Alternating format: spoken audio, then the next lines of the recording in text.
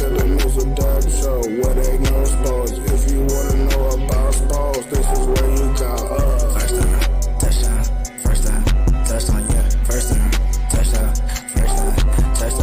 First down, touchdown, touchdown, yeah. First down, touchdown, touchdown, yeah.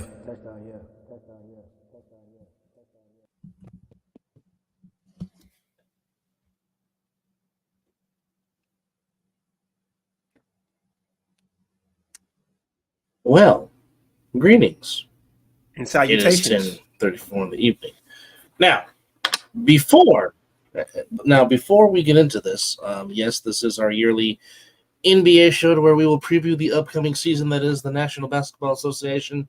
And, of course, as always, we will give our homer and our non-homer NBA picks. But there's two things I wanted to cover real quick. First off, this is a very special day because we got two people that we know that are celebrating some birthdays today. And you heard his voice just a second course, ago. We got one Puerto Rican that is celebrating a birthday. Yes, Mr. Rivera, feliz cumpleaños to you, good sir. Happy birthday. And, of course, 35 years ago today, our little big brother boy, Rude Mouth. And, of course, you would, asshole, have to have that picture of him gripping my head like he's Larry Nance ducking on me in your little tribute montage. Yes, indeed. It wouldn't be me if I didn't do it. But anyhow, to our little big brother and to you, Berto, happy birthday to both you guys. Blessings upon blessings upon blessings to both of you. We love you. As Yes, big brother's going to take a birthday shot. But indeed. happy birthday to you both. We love you. God bless you both. And hopefully you guys will enjoy the next chapter of your life as you put the pen to paper and you tell your story. But also, some sad news in the world of Hollywood. Burt Young, who you guys affectionately know as Uncle Paulie from the Rocky series, passed away at the age of 83. Yeah. Good life. Like I said, in many roles, but of course, we know him, we love him as Uncle Paulie in the Rocky series. Him, Sly, and the late, great Tony Burton, of course, who played Duke, who played Apollo's trainer and Rocky's trainer. They are the only three that appeared in all of the 6 Rocky sagas before it branched off into the Creed series. But, you know, Burt Young, of course. Wow. He is the one. He is the one uncle that a lot of families have. The loud, obnoxious, drunk uncle that gave no fucks and said his piece. But I think the one characteristic we can take from Uncle Paulie is he saw how undyingly loyal Rocky was to his sister, his wife Adrian. Yes. And in turn, Paulie became undyingly loyal to Rocky to the very end. As I said on my post, one of the greatest quotes from the Rocky saga is when Rocky's about to go fight Drago. And he's like, I'm not good at saying these things. And, you know, most people tell me to, you know, drop that bum, but you give me respect.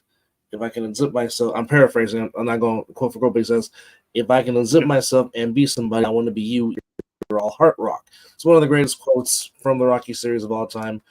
But we here on the Mizzle and Dub Show, we want to pay our tributes and pay our respects to one of the great Hollywood characters of all time, from one of the great sagas of all time, the late, great Burt Young, a.k.a. Uncle Paulie. Rest in peace.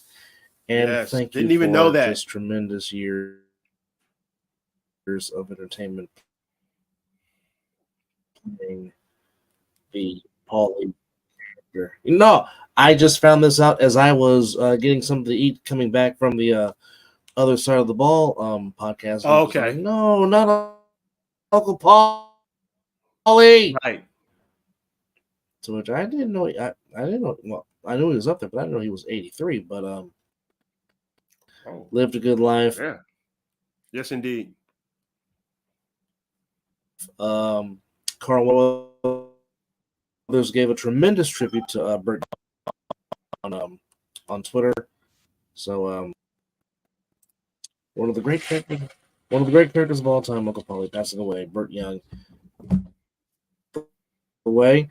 The Association of Preseason Basketball, and I guess Wardell said, "Let me just get into free as the Warriors get by the Kings tonight, 116-115."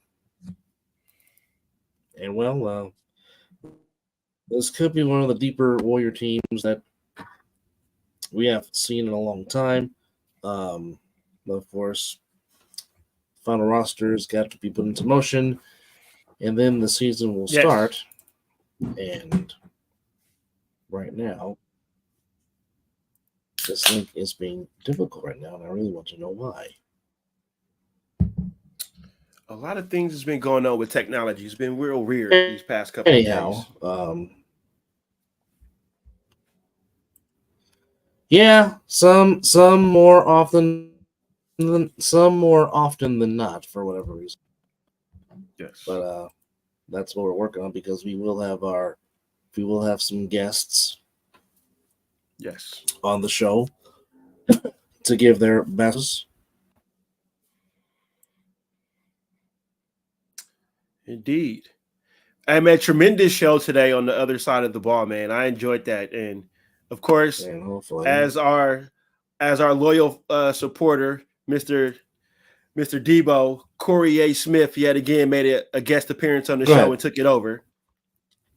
But yeah, tremendous show today, man. I enjoyed listening to you guys. You guys had me cracking up, man. And we definitely got to get the Viking on the show real soon. Definitely. We had no idea. To which we had no idea, just out of nowhere, Corey just happened to just pop in the Skyblink, and I'm just like, "Oh, hey, Corey." It's like, where did you come from? But of course, Mr. Hammer, about 5 minutes of the show, or tried to anyway. Oh yes, we got some. Yes, please feel free to come in the comments. Mr. Franklin, link. Welcome. Show. It's It is a NBA. It is an NBA show, but Mr. Franklin, what's going on, sir? Will Franklin, one of the head lead official of the A7FL, and one of our newest subscribers to the show. Real solid dude. Appreciate you coming in. Yes. On this NBA special.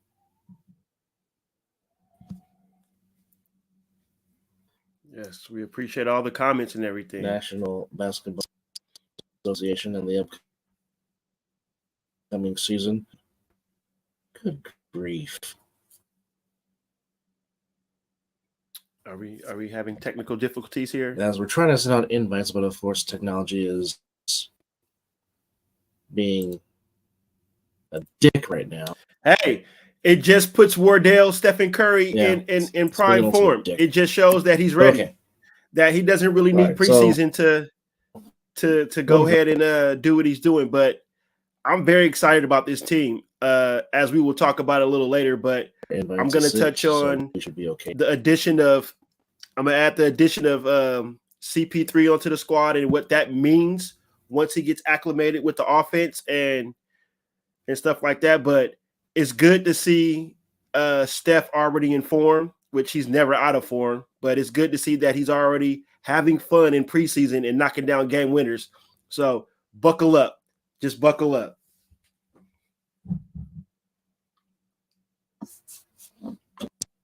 Well, I mean, not to piggyback on what Mizzle said, but I'm going to piggyback on what he said.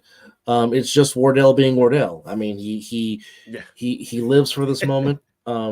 Yes. But I mean, these are the typical games that the Kings and the Warriors had last season, so you probably should expect more of that this upcoming season.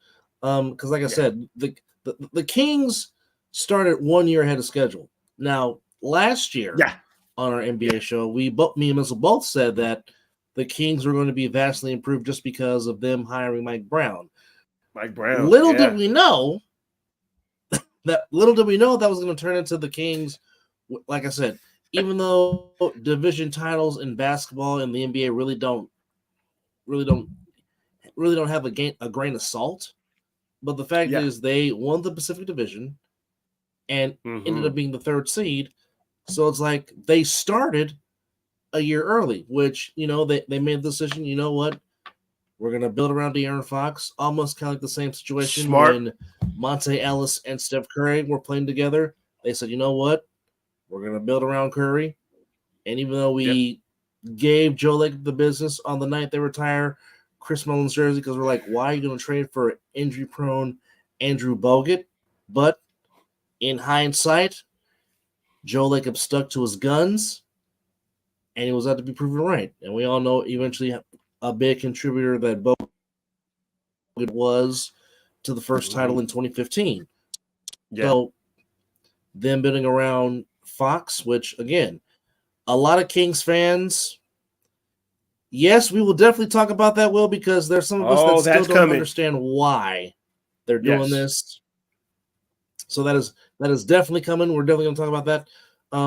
But I mean, a lot of Kings fans were highly upset that Tyrese Halliburton was traded because Halliburton wanted to be in Sacramento. He wanted to stay. He wanted to help turn around, but the Kings GM, to his credit, got some stuff for him, which again, trading him for Diamantis Sabonis, which is pretty much a lighter version of his dad. Of course, if you never saw Arvydas Sabonis play, look up his Lithuanian film. YouTube. He was fantastic in Portland. He was one of the first true big men that could really shoot and could shoot from beyond the arc. Like I said, we really are gonna deep down into this whole in-season tournament talk because me personally, I'm not a fan of it. And like I said, I will gather up the rules and what it means when we talk about this. But of course, one of our special guests, I guess we can call him our NBA correspondent because whenever we have done many basketball shows, on the Wojnarowski, our good friend, drop a Woj bomb on him. He is our Dogan bomb, of course. Good brother and friend and big supporter of the program. Steve Dogan, aka the original nickname I gave him. Originally, I called him Samaki Walker, but anyhow, Samaki Walker. Always a pleasure for you to come back. Always a pleasure for you to come back on the show and talk basketball with us. So we appreciate it. Again, as always.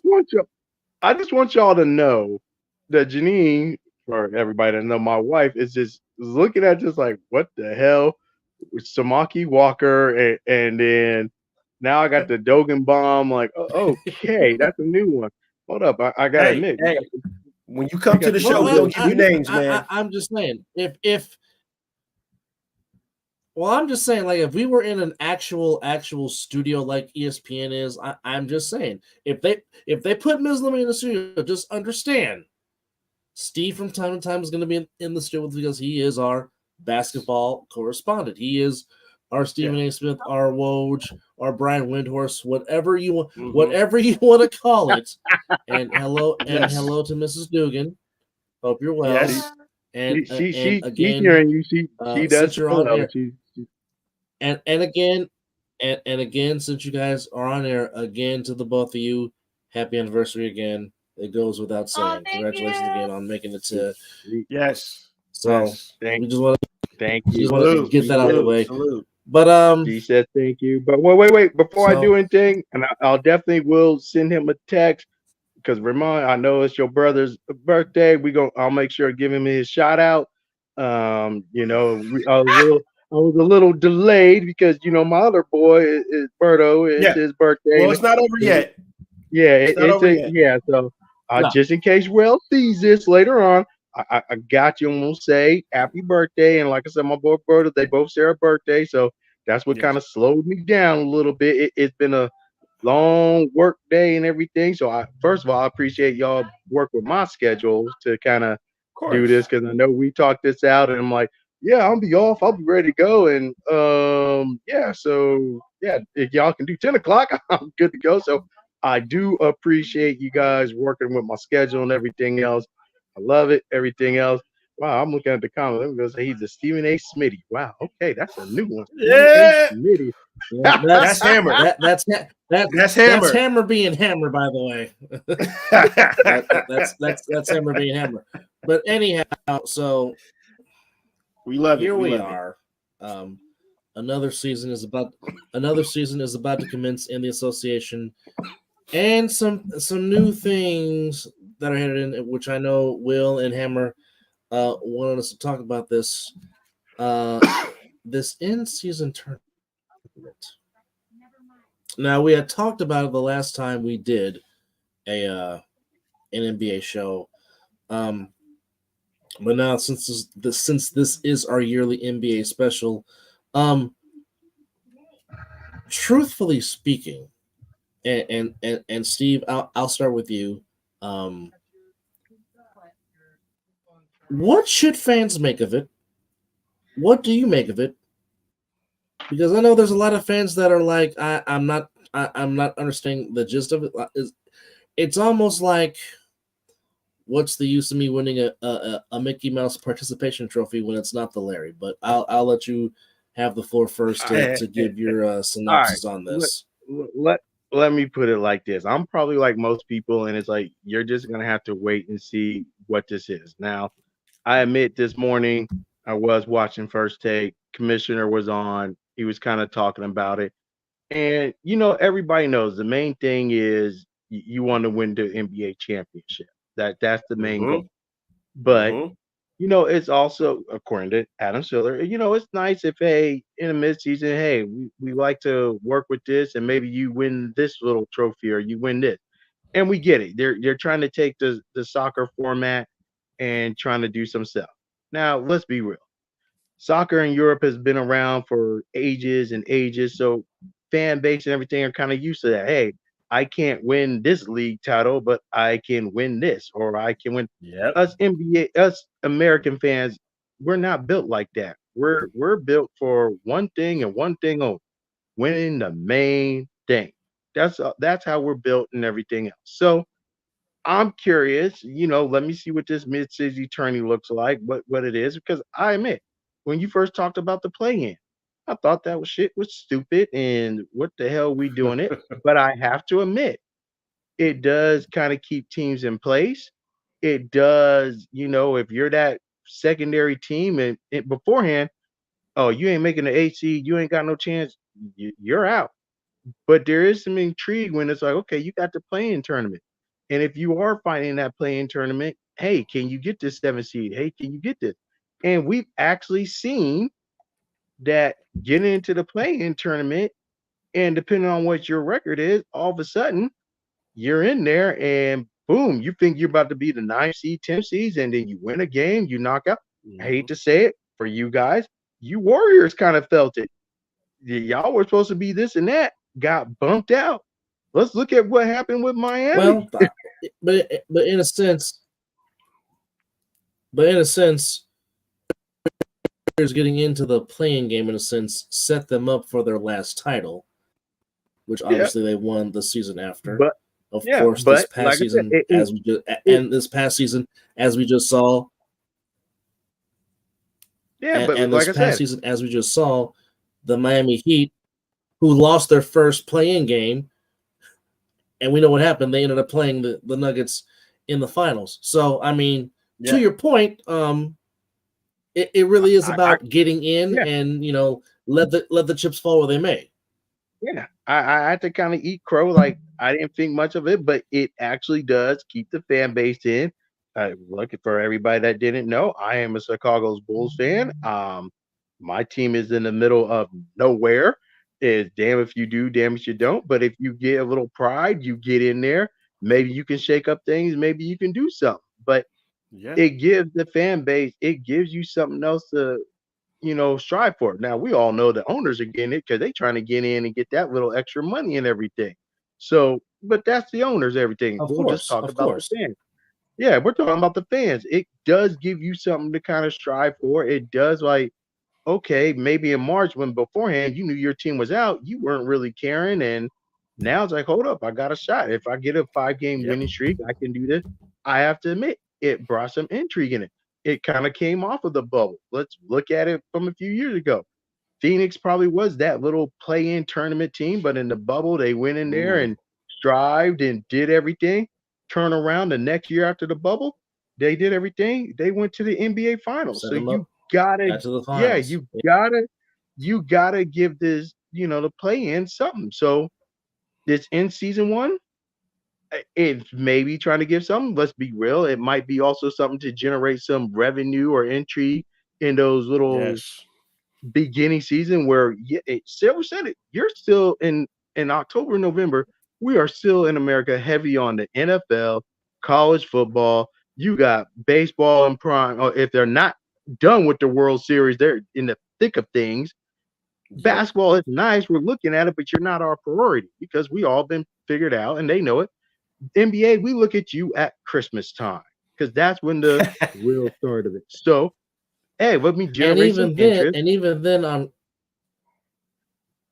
even then on Christmas, you still got 3 NFL games on Christmas Day Yeah. also. So now Yeah, because the And NFL did NFL's it on like the that. NFL and the Christmas NBA are Eve. competing. Now they Yeah. used to have a gentleman agreement. The But NFL anyhow, used to like, all right, basketball, you got Christmas, we'll stay on it. But the NFL got greedy, like, hey, well, if it falls on a Sunday, it falls on a Sunday or a Saturday. We might kind of take everything. No, now the Yeah. NBA like, come on now, what y'all ain't gotta be that greedy like that, but they are. So NBA is trying to this spice up some like things. Jerry Glanville said, this is NFL, not for. Yeah, So here's a summary of how this all is going to come into fruition. So here's how it goes. Now this is straight from NBA.com that I'm reading from my iPad. So the inaugural in-season tournament will tip off Friday, November 3rd, and culminate with the championship on Saturday, December 9th, 3 days before your boy's birthday. The semifinals on Pearl Harbor Day, December 7th, and the championship will take place at T-Mobile Arena here in the city that I live in Las Vegas. So, the I might have to try in-season to make tournament will that. consist of 2 stages: group play and the knockout rounds. Now, here's Group A. So, all 30 teams have been randomly drawn into groups of 5 within their conference based on win-loss record from the previous season of 2022-2023. Beginning November 3rd and continuing through November the 28th, each team will play 4 design group plays on tournament nights. 1 game against each opponent in its group with 2 games at home, 2 games on the road. So basically like a home and home series. Okay, now the knockout rounds. 8 teams will advance to the knockout round. The 2 teams with the best standings in group play games in each of the 6 groups and 2 wildcard teams. The team from each conference with the best record group in group play that finishes second in its group, the knockout rounds, will be single elimination games in the quarterfinals played in the NBA team markets on Monday, December the 4th, Tuesday, December 5th.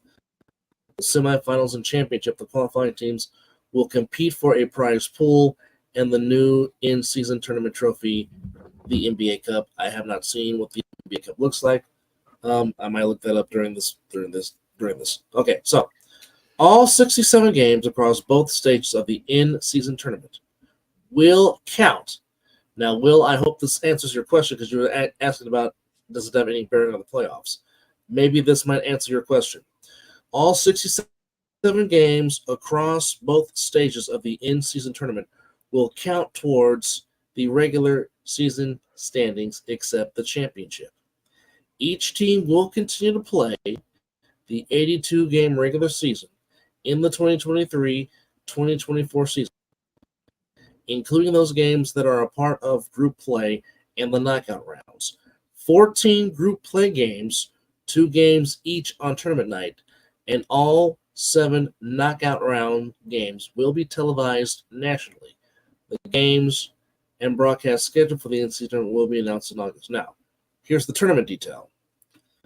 So to determine each team's opponent in group play, the 15 teams in each conference were divided into 3 groups of 5 via a random drawing. So in West A, it's the Grizzlies, Suns, Lakers, Blazers, Jazz. West B, Nuggets, Clippers, Pelicans, Rockets, Mavericks. West C, Kings, Warriors, Timberwolves, Thunder, and Spurs. So those are your B and C your is ABC. B and C is going going to be competitive. Hey, hold up. What, Dub? You doing your professional job, and I appreciate it. Let me answer Will's question as a straight up fan. It don't matter for nothing. These are some regular season games that they were already scheduled. They're just highlighting for the tournament. It does nothing on the playoff. It does nothing else. At the end of the day, when you get all this, there's an extra game for the championship that 2 teams do over in Vegas, and they get to lift up a little trophy that they won the mid-season thing, and there is no benefits or nothing else to it. Hey, I won a new little trophy. Yay! And you get a little extra cash for everybody else. And that's it. It's almost, I hate to say, it's almost like the summer league in the regular season. You get to say you won this little tournament, and unless they show me something different, it doesn't do anything for you for the playoffs. It doesn't give you an extra draft pick. It doesn't give you anything else except hey, we won this tournament. Because what they're trying to do is emulate European soccer, where it's like you have all these little mid-season tournaments and everything, and try to make this look good. You can wave a banner if you want, but we all know winning the in-season tournament don't compare to anything like winning the NBA championship. But they're trying to say, hey, let's give you something to work for in these early November games when no one's paying attention to the NBA that much because we're still focused on football. And unless they show me something in this year, nothing. Right. So basically, it's the Mickey Mouse Championship, if you ask me. Pretty much, Hammer. Pretty much, Hammer. Pretty much. But what you're saying, I want to piggyback off what spot on. What I want to piggyback off what Dogan said is perfect. Like you said, when they're doing it, ain't nobody really paying attention to basketball. So it's kind of good for them, and they're doing it early in the season, so these players won't be too worn down and be complaining. It falls right into when the regular season starts, towards the end of October into November, and like Dub said, maybe at the beginning of December. So it's kind of smart. It'll get some fans who say if your team ain't doing shit in the NFL, you will slide on over to the NBA. So it kind of works for that right then and there. And Commissioner, he even said, like, when they were talking about this, we heard mid-season, because at first they were going to probably try to do this maybe a little after All-Star or something like that. But talking to the players and everything else, and let's be real, they were looking at the TV market when we're trying to do this. Yep. Let's be real, it's a little money grab. Let's try to get some interest in November and everything when we're kind of starting up our season, but we're going up against the juggernaut of the NFL and the second juggernaut of college football. Try to get some interest going and stuff like that. But unless this tournament shows me something, I'm open-minded. I didn't think the play-in would be anything, but at least the play-in has some stakes into it. You're trying to get into the playoffs. You're trying to do this, but what this in-season tournament gonna do? European wise, I don't know what soccer fans, but a lot of times they trying to do that and maybe not get relegated. They're not trying to lose their standing of, like, if you're in the Premier League, you got to do this to stay up in the Premier League in that top league. If not, you get dropped and get deregulated and everything. There's a whole different things with some of those cup things and everything else that soccer does that us American sports we ain't doing. So kudos to y'all. Silver, this has been on his plan for a while. He's been trying to do this. I'll wait and see how it turns out. Well, also look where they put the final Uh, in Vegas, tourist attraction in December. Oh, well, let's be real. In the last, and Dub can speak of the last 5 years, Vegas is all of a sudden when it used to be the no town. Hey, Vegas is now the spot. Everything else, so everybody's coming to Vegas. I'll give NBA credit. They just well, did. We'll well, do well, keep, summer league, and it's well, okay for keep this. summer league, but nothing else. Yeah. But keep this in mind. Now, normally November, December is normally slow season around in Vegas. Now, yes, even though you got the Golden Knights going on right now, and you have the Raiders going on right now, which the Raiders right now, as it stands, they are contending for a playoff spot, and we'll see how that goes on. But given the fact that there are sometimes you have some NCAA little tournament specials during December, and the and other Yeah, things, so it's kind of smart to have it in a non-NBA market like Vegas. So I mean, for now. I get it. So now let me give. So I gave again the money grab. So I gave you the East part. Here is here is the teams in the Eastern bracket. So in the East, in East A, Mizzle's beloved 76ers, the Cleveland Cavaliers, the Atlanta Hawks, the Detroit Pistons, Indiana Pacers. At East least we B, avoid the Boston fucking the Bucks, Celtics. the Knicks,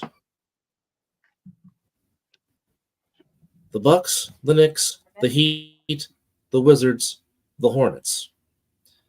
East C, Celtics, Nets, Raptors, Magic, and Steve's beloved Bulls.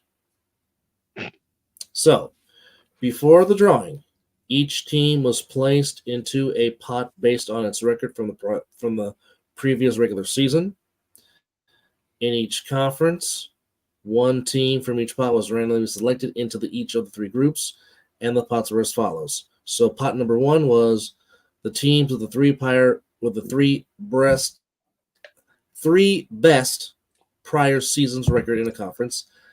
Pot two, the teams with the 4th through 6th best prior season records. Pot three, the teams with the 7th through 9th best prior season records. Pot four, the teams with the 10th through 12th best prior season records. Pot five, the teams with the 13th through 15th best prior season records. Okay, so Man, That's a lot. y'all just roll some dice and put people in the damn pod. Exactly. That was a lot. Once again, I appreciate your professionalism and all that. Man, there wasn't nobody paying attention to that shit. Just randomly draw up some balls like it is. Hey, draw a ball. You're in this conference. You're in here. I'm just trying to, for our viewers out there, one of us has to be the pro, so it might as well be the bullheaded light skin. So I'm just because I'm gonna be 80% non-pro. Yeah, I'll talk it real. That's what I'm. Of course, you are the asshole. That's okay. So coming in is a very dear special friend of mine who is, let's just say, a basketball savant, and she eats, sleeps, breathes basketball, especially when it comes to her beloved Phoenix Suns. I've been trying to get her on this basketball special. Hell now. And finally, she says yes. Oh, of course she does. Now the Phoenix is really rising. Dear precious friend. Shots fired. I'm not knocking. Hey, Phoenix, you did what you did. Go ahead, introduce her. My dear friend, Miss Hannah has. I heard that. How are you, darling? Thank you for coming on. Hey guys, my name is Hema. How are you all doing? Hi, I'm Steve. Pleasure to meet you. Welcome. I'm not talking that much. Apparently hey, not. hey, what Phoenix did Phoenix did right. I'm not knocking Phoenix. After all that year that Devin Booker been sitting up there and wishing, help me, help me, help me. He got some help. First it was CP3. Y'all made it to the finals run. I actually thought y'all were going to win the finals. And then Greek the Freak just decided to become the Freak. And I'm sorry. I appreciate what Phoenix did. Y'all doing what y'all do. I ain't hating on it. Welcome to the show. Thank you. Thank you. Well, I'm just I'll tell you this. She threw a party when Robert Sarver finally gave up the reins to the team because she was not the biggest Robert Sarver fan. So she anybody? Well, Neither were the players. I'm gonna just Neither let were her the tell her players. story about her son's. It was anybody besides the Sarver family. Hell, they probably threw a party too. How much money did we just get? Shit. Right. Well, I threw an even bigger party when they got rid So of Hannah, Giannis. yeah, she did that too. She was not the biggest DeAndre Ayton fan. So, my dear, we were Right. talking about the in-season tournament. So, let me just get your 2 cents in on this whole in-season tournament thing. Floor is yours. I am definitely not a fan, but I mean, to be honest, I don't understand why they would change it. I wasn't a fan of the previous seasons, just the 6 making it to the playoffs. It seems unfair to the teams that did go ahead and, kill themselves and got the final 8 spots. But I'm not sure that I 100% understand the reasoning behind this. Money. That's all. Money. Fair assessment. Very fair assessment. Very fair. Yeah. Definitely. Okay. It's a money grab. So Not a fan. that okay. So as I've been trying to explain this with this verbiage. So the tournament nights will take place every Tuesday and Friday from November 3rd to the 28th, with the exception of Election Day, which, by the way, go vote if you haven't. Go vote. Do your due diligence as a citizen. Go vote on November 7th. For who? So no games will be played on that Who particular voting night. for who? So the Ain't NBA. nobody piqued my interest to vote for. What? Don't do it, Doug. Hey, Don't do it, Doug. Hey, Just- and you're not just wrong for move saying on. that. You're not wrong. Just move on, Doug. Just move on. This is a Hey, sports show. We gonna move. I agree. That's all I'm saying. All I said was he's not wrong. Okay, so no games will be played on November the 7th. The only NBA games played on tournament nights will be group play games. Group play games will count as regular season games for all purposes. Again, a team will play each of the 4 teams in its group. Group A, team record in these 4 inter-conference games will determine whether the team qualifies for the knockout rounds. In the event 2 or more teams are tied within the group, amongst the teams, it'll be broken into these followed tiebreakers in sequential order. Head-to-head record in the group stage, point differential in the group stage, total points scored in the group stage, regular season record from 2022, 2023, and random drawing in the unlikely scenario that 2 or more teams are still tied after the previous tiebreakers. Whatever the hell that means. This is a lot. Okay, so That's a lot of 8 language. teams That's a lot of will language advance going to the on Like I here. said, once Right. again, I think Hammer was the one. He put a comment in there. Yes, they're just trying to get some viewerships instead of doing the playoff and all this mumbo jumbo. We just gonna sit there and we're probably not even gonna realize they're tournament games. And it's like we're just watching the NBA. Oh, it's a tournament game. Okay, cool.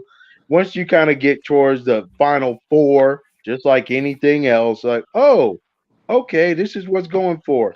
And once again, we're going to sit here and watch after whoever wins this. What do you really get out of this? What the player? I think what is $50,000 for each player? When most players The even on NBA the for the NBA oh Cup. yay, the NBA Cup, just like Summer League.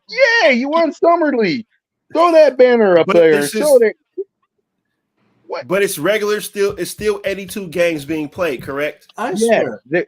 what they did See, is so there's no adding no Correct. games in. So Still- basically, they there's just turn. only and Doug, correct me if I'm wrong. I want to say there's like one extra game for whoever makes it to the finals in Vegas. You're playing one extra game. Other than that, it's all your games are regular season games, and then they'll count like, oh, this counts for your tournament, because what they were trying to do, yeah, they weren't trying to add more games or take games away from the schedule and everything else. So, like Adam Silver said, you're already playing these games, so we'll just count this game when you play this game versus this player. This is a tournament season game, and it will count for this points and do this.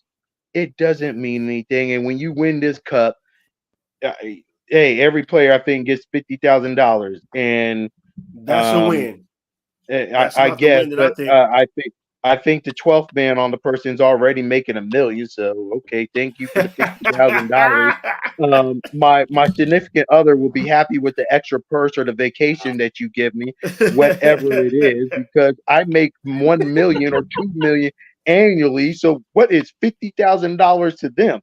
That's like, oh, thank you for giving me $5. Come on now, what are we getting out of this now? Hey, if I could be wrong, like I said, I'm going to wait and see what it is. But you gonna tell me I'm gonna throw some shade.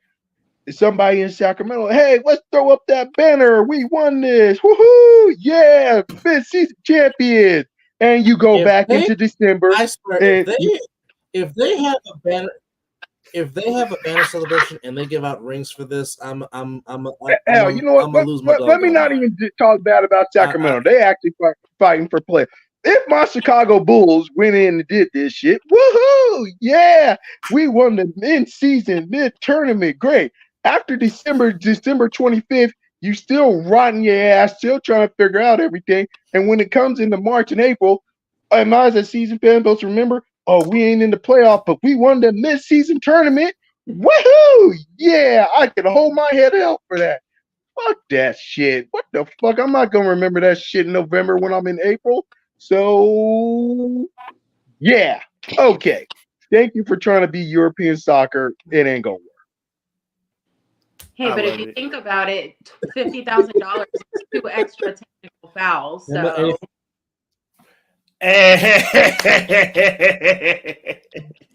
for some of them, we look at $50,000 is nice. For players that are used to working in millions, well, that $50,000 might go to some child support, maybe some daycare, a house payment. It goes to something else that they ain't worried about. Because remember, they get fined more for that when they get in trouble and double text and everything. She said, for technical fouls, I'm done. I'm going to drop the mic on that. Yeah, she went there. Yeah, she definitely went there. She's right. Hey, thank you. Here's my mid-season check. Straight up. Rasheed Wallace would have been happy with that. Here, Rasheed Wallace planned out his budget. Draymond Green should decline it already.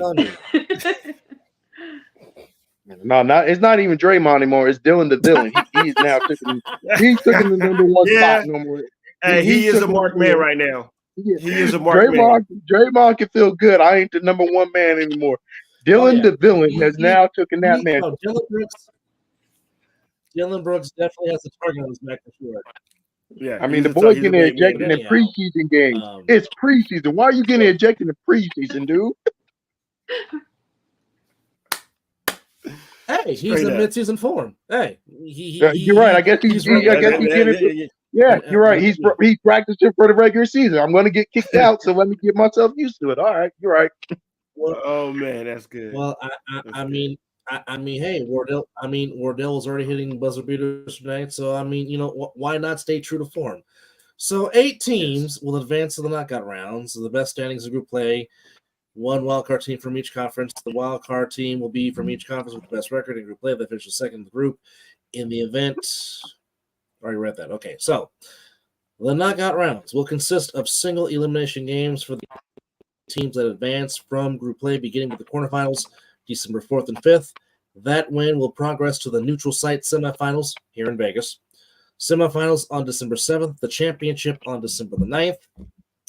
Games played in the first and second rounds of the knockout rounds, i.e., quarter and semifinals, respectively, will count as regular season games for all purposes. The championship game will not be counted as a regular season game.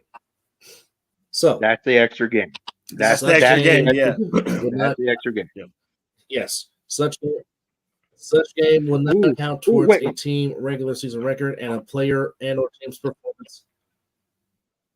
Yes, Steve. You're giving me a free trip to Vegas. Like I Let's can't see. afford a free trip to Vegas as an NBA player. But thank you for flying me out to Vegas, and I'll play in this little game, and hopefully I win $50,000. Losers, I'm guessing, getting 15 to 25,000. Once again, the bench player alone is probably making $1 million. But thank you for flying me out to Vegas. Like I can't fly myself out to Vegas and do all this. Dub, as we sit here, you're making me think worse and worse about this tournament. I was optimistic at the beginning of this, but as we keep talking about, I'm starting to look at what the hell is this shit for? I'm just trying to explain to our viewers and our subscribers what the rules are. Of course, the four of us know why they're doing this. It's for extra money, and plus they're trying to get rings because, as Mizzle said, really the NBA's peak season starts at Christmas time. But because the NFL, being assholes and wants to go head to head with the NBA on Christmas Day, the NBA feels like, well, you know what? Let's play for the NBA Cup. Well, it must be nice if it's free for you, Hammer. It must be nice. So, in each quarterfinal game, or in each conference quarterfinal game, it will be hosted by the two teams with the best record in group play, and then the teams with the best record in group play games will host the wildcard team. In the event two or more teams are tied for the higher seed in a conference, the tie amongst the teams will be broken following the same tiebreaker protocol as described above. I'm not going to even try to repeat that again because that was too much. During the knockout rounds, on days when the in-season tournament games are not scheduled, Wednesday, December 6th, Friday, December 8th, the 22 teams that do not qualify for the knockout rounds will each play 2 regular season games. A formulaic approach will determine the matchups for these 2 games using the group play standings in each conference, 5 through 15. 2 of the 22 games will be scheduled cross-conference since there will be an odd number of teams in each conference that do not advance to the quarterfinals. These cross-conference games will be scheduled between bottom finishing teams in the group stage, subject to travel constraints, and no team will play more than one of its 2 games cross-conference. The other 20 games will be scheduled within conference, featuring teams that are otherwise scheduled to play other 3 times over the course of the season, wherever possible. What in the fuck? The fourth team. That is a whole lot. Let me just add something. I feel like I need to take a nap. I'm not even joking. Dub, I'm gonna add because I have a serious thing. So Dub, are you done saying all the tournament thing and everything else? Get it all out before I ask my question. Just what all those official blah blah blah blah blah blah that we're all sitting here because they really sat down and really thought this out. Okay. Yeah, they did. They really put a blueprint. Okay, I'm at the final reading, and then we can finally. Yep, go ahead. I got something. I just want you to get this all out. Prizing and league honors for the 2023-2024 season. The in-season prize pool will be allocated to the players on the team that participate in the knockout rounds, with allocations increasing depending on how far a team progresses in the tournament. At the conclusion of the in-season tournament, the NBA will name the most valuable player of the competition and the all-tournament team. Selections will be based on the player's performance in both group plays and the knockout rounds. And excuse me while I take a drink real quick because that was just too much to freaking read. Yeah. Just for it to be regular season games. Okay, before I say anything, I'm gonna let y'all have your comments. Say everything else because I got something that's gonna probably transition to another topic. So I please, only whatever y'all have to say, I only I don't have say have about nothing to this. say. That it Go. was just ridiculous. That was ridiculous. okay. I got two things. I got two things to say. Okay, first Okay. off, Hammer, damn you for that statement. The Nick and Knight Trophy, damn you. That's funny, but damn you for that. Number one,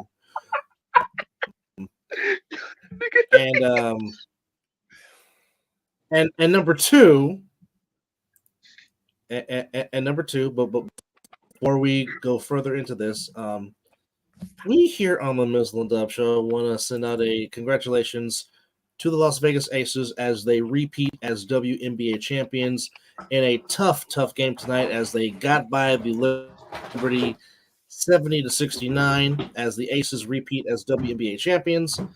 And I wish my owner could transfer and that Aja to the Wilson damn was football team. Well, that remains to be seen, my friend. But you're not wrong. But Aja Wilson was the MVP of the finals yet again as the Aces go back to back. So congratulations to them, to Becky Hammond and Mark Davis as the Aces go back to back. And that is missing 3 of their starters, including Candace Parker. Still, that's a great accomplishment. Okay. Yeah. Now, Steve, the floor is yours. Wait. I want to make sure y'all don't have anything else to say about this. I didn't heard all I had to hear about this mid-season tournament that goes through a regular season. So you go ahead. I want to make sure. Well, my only unless Gemma, Gemma. Yeah, I'm pretty sure all of us have been watching basketball pretty much all of our lives, and I just feel like I had a fucking stroke listening to that. So what's gonna be with the casual NBA fan? Like, what the fuck? Like, are they even gonna understand that? Like, I don't understand. It's just crazy. Yeah, very crazy. So, you're not wrong, go ahead, Brother Dogan. Okay. If you, the diehard fan, cannot even get that, I don't know what the casual fan's going to think. You're not wrong. I mean, I get it. It's just unnecessary ahead, and it's insane. I don't know. It's crazy. So let me ask this because it will turn into something. So during this wonderful mid-season tournament that goes into these games and everything, what happens when now we're in that PPP era and all of a sudden you have players that have to sit out certain games because they're doing this? And what happened if one of those games are the tournament games and stuff like that? So, are you going load management? Are you going Kawhi Leonard? Are you going Kawhi right now? You went with load management. Are you going? He went there.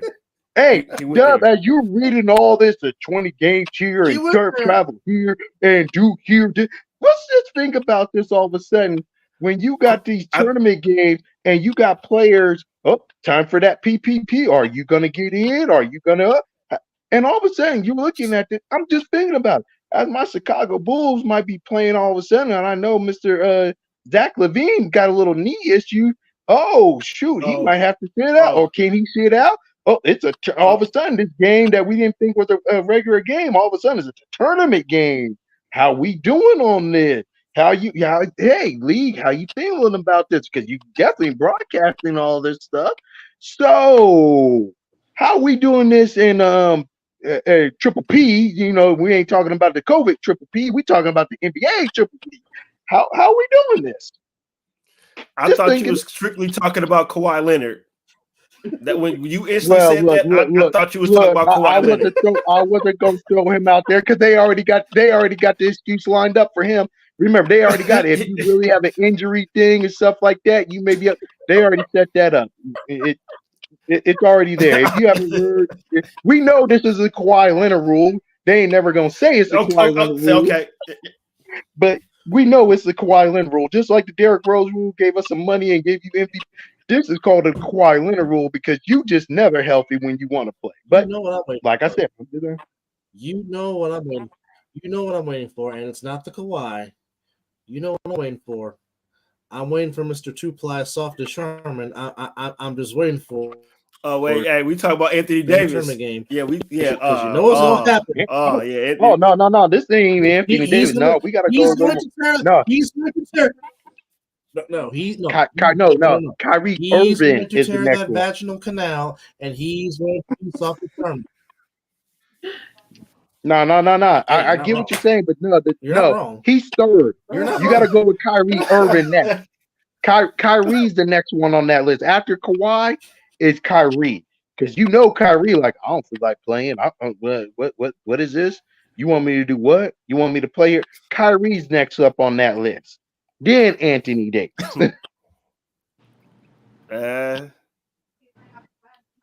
He's not top on my list, but it's Anthony Davis and Kawhi Leonard for sure. Those are my two.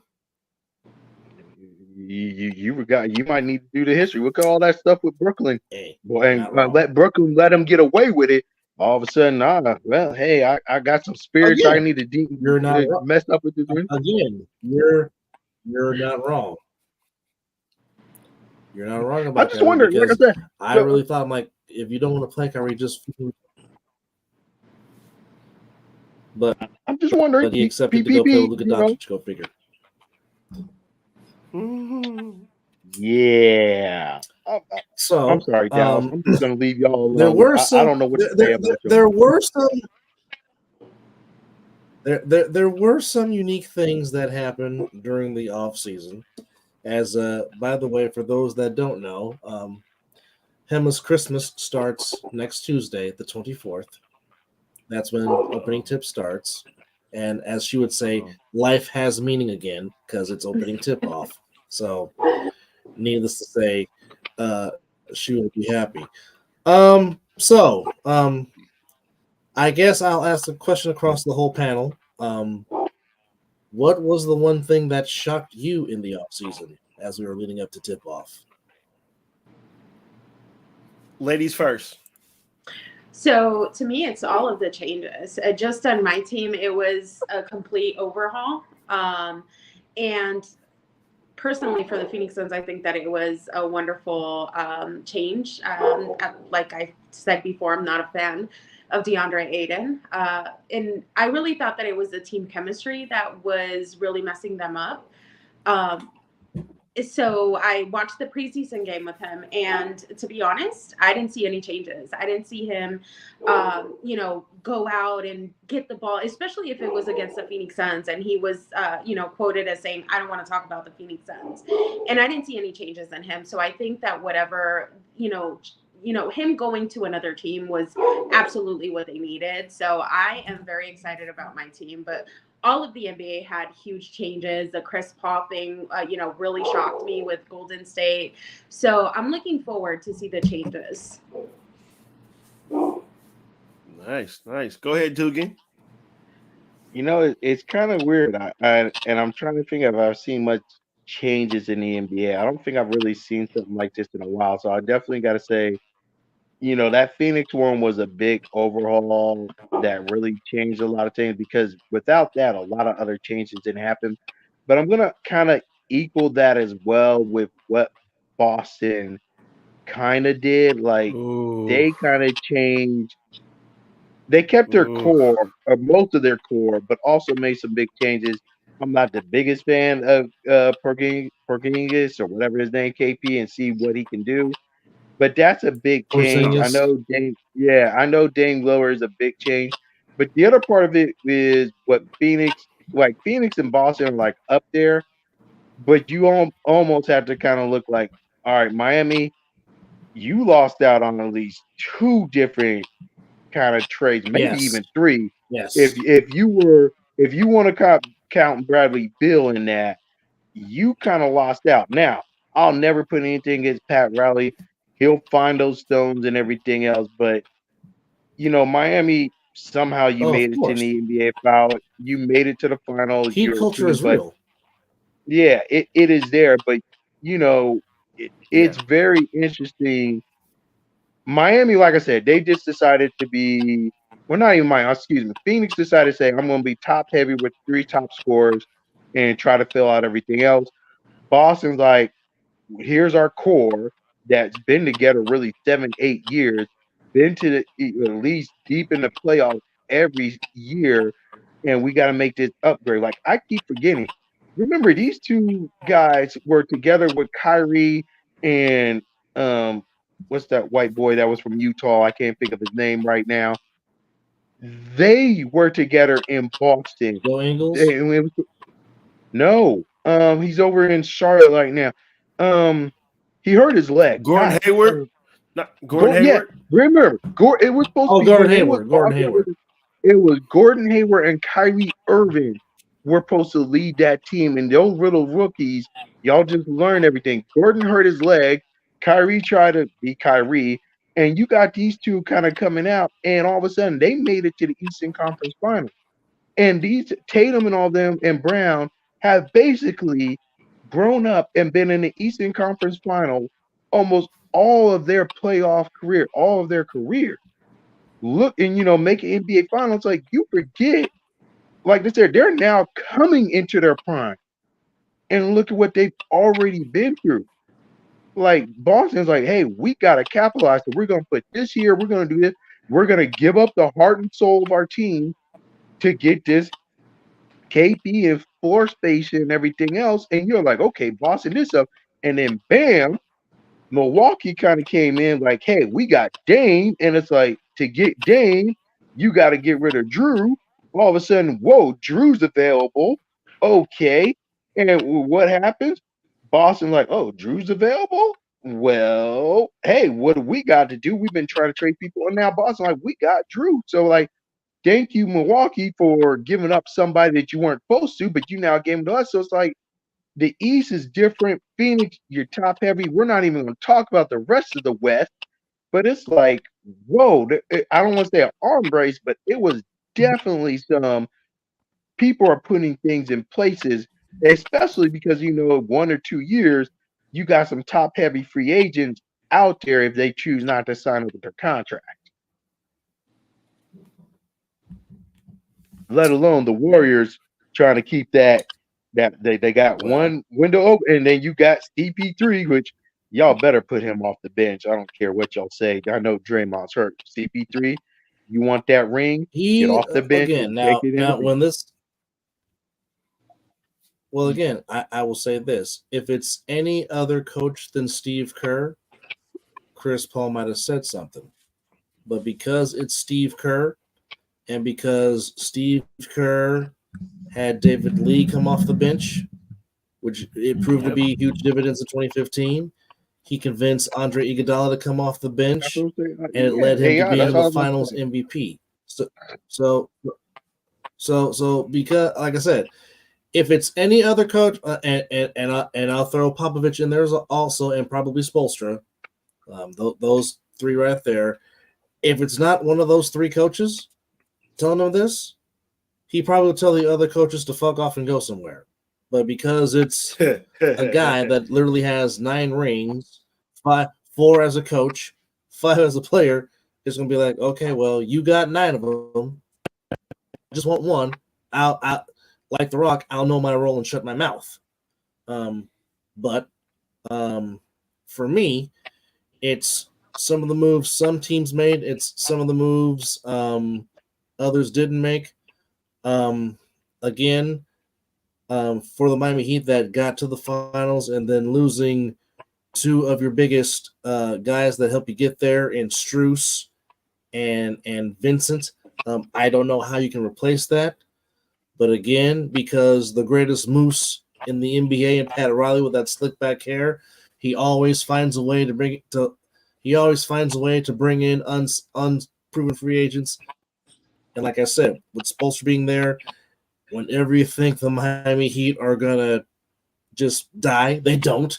They're like cockroaches. They just don't die. But again, I think the Celtics adding Drew, which I can tell you, Mizzle was pissed off the day he found out. He's like, the damn Celtics. Damn them. To which he's not wrong. I'll get to it in a second when you're done. Kryptonite for the longest time. I'll talk about it. I know you will. But I think Drew Holiday is a good replacement of Marcus Smart from this standpoint. Is Marcus Smart and Holiday are kind of almost the same defensively, although Smart is a little bit more tenacious than Holiday, but Holiday is more consistent scoring than Marcus Smart was. Because, I mean, here was the thing. Anything that Marcus Smart gave you offensively was a bonus because you knew what Tatum was going to give you. You know what Brown's going to give you. Whatever Marcus Smart gave you offensively, that was an added bonus. Pretty much, I mean, Dallas made a crap ton of moves. One of the moves I do like them is adding Rashard Holmes because I like his motor. I do like the Warriors adding Rudy Gay and Corey Joseph, but I think the Dario Saric deal is really underrated, and I think he'll be a big-time thing. Basically, Grizzlies gave away Dylan Brooks for free, and the Rockets were dumb enough to pay him for 4 years. But as much as I can't stand them, and 3 people in this room can't stand this team that plays in Los Angeles that wears purple and gold, I must give the damn double their due. They made some fantastic signings. Now, hopefully, I still hope they go 0-82 as Orange Cassidy makes his as Orange Cassidy makes his first appearance of the show. I still hope they go 0-82, and I still hope they get swept in any playoff series they play in. But credit must be given. You can't do it. That's my backup team. That's my Shaq team. You can't be doing this to the Lakers, okay? Yes, I can. They can screw every sports team that plays. That team in LA can burn in hell. They can burn in hell. I don't Walker, they gave me a ring. You can't be hurting my Lakers. They gave me championship gold, okay? Don't be doing that to me, okay? It's 3 against 1, though, so. Hey, we like those odds because we came back from it before. We'll take it. We're the Lakers. We win. That's all we do. Y'all have all seen Showtime and everything else. What was the show on HBO Max that they canceled after 2 years? Showtime. Come on, man. Don't Steve. I love you. But which is actually a very good show. If you talk about that Lakers shit, I will boot your ass off this show, damn it. We don't talk Lakers on this damn show. Well, I got to be the one. I will talk the Lakers. They are my backup team, and I will support them because look here. I don't understand how you have the Lakers as your backup team. Well, you know what? I'm gonna shut up. Oh no, I can tell you what. I'm shut up. No. I'm gonna shut up because if you look at my thing, it says gold-blooded and 76ers. Yeah. I can't say nothing. But damn it, how the hell are you a Laker? I'll make it very simple. As much as I respect them, everything else, I'm a Shaq fan.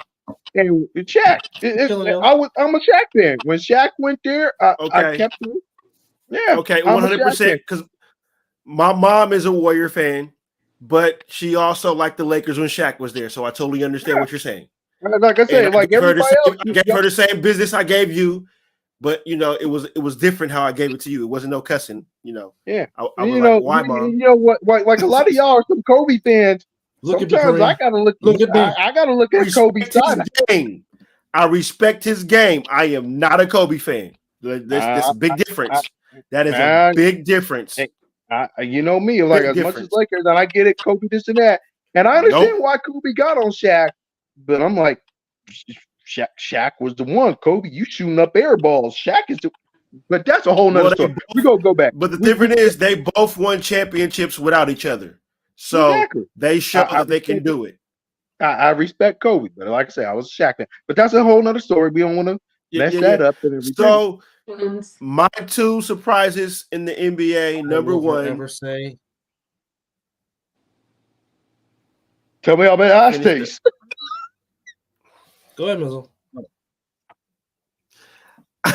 No, I was going to say my 2 on the Shaq subject, but Mizzle will start to make his spiel. Someone let Mizzle make a spill. No, go ahead and finish your Shaq thing. Then I'll finish because you didn't finish your part. So go ahead.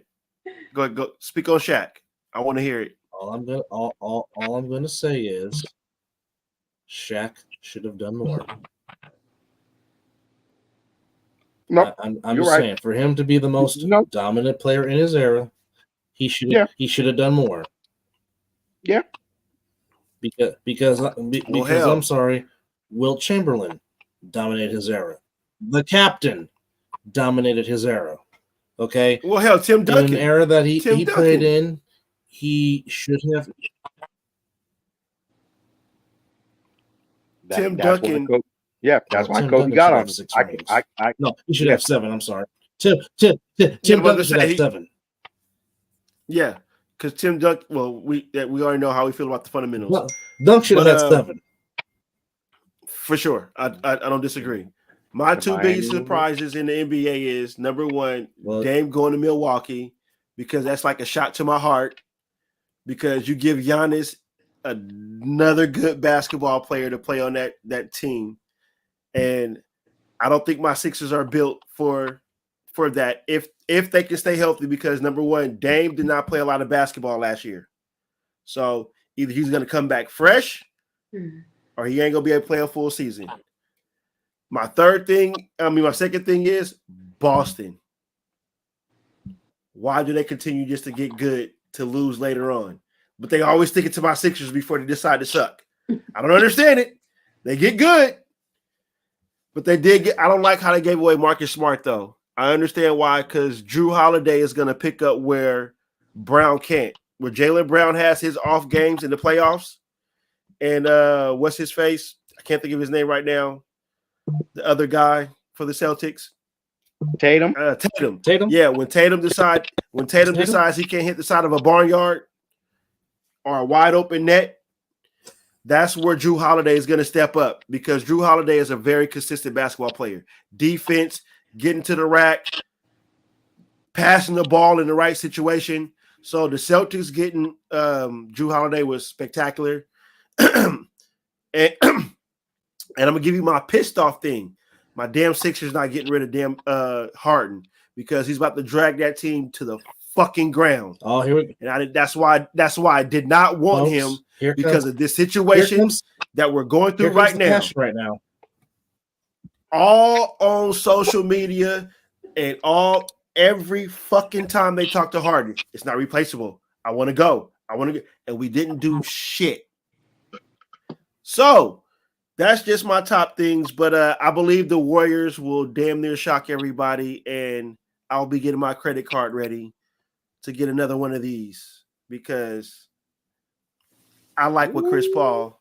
I like what Chris Paul's going to possibly bring if he can stay healthy. What nobody knows as a fan of basketball, Chris Paul, when he gets acclimated with this offense, you take the ball out of Draymond Green's hand and you let Draymond Green set screens for the greatest shooter in the NBA. You don't understand how Steph Curry just runs the floor down. Chris Paul passing makes the Warriors a lot better than they've been, even though they still need a big man.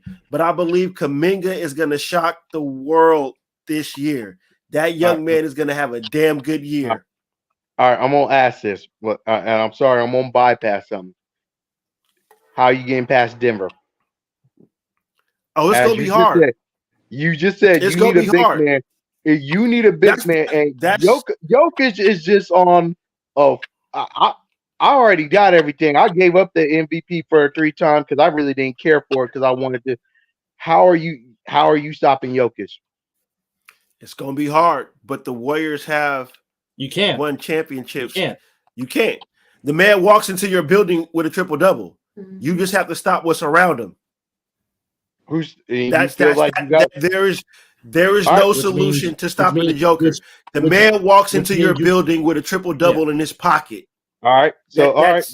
I was really about to go. You have to stop what's around him. Which means you can't let Murray get off. Yeah, you cannot let Jamal Murray get off. Yeah, you can't let 27 go off, because if 27 goes off, you're in for a long night. See, I was about to ask you about him, but you know who I was about to say? This is how old school I was about to say, Andre Miller. So yes, I'm Murray. He ain't even there. Yeah, that's what I'm thinking. Andre Murray Miller. Well, yeah, okay. How you stopping Murray? I know. I went there. I went there. Yeah, but my mom went Andre Miller. How you If Klay stopping Murray? Thompson, if Klay Thompson can get back in Murray's his bag and guardable. become, he's guardable. If Klay Thompson can get, it's once you have all kind of injuries, if Klay Thompson can get back to his old form, I believe in Klay.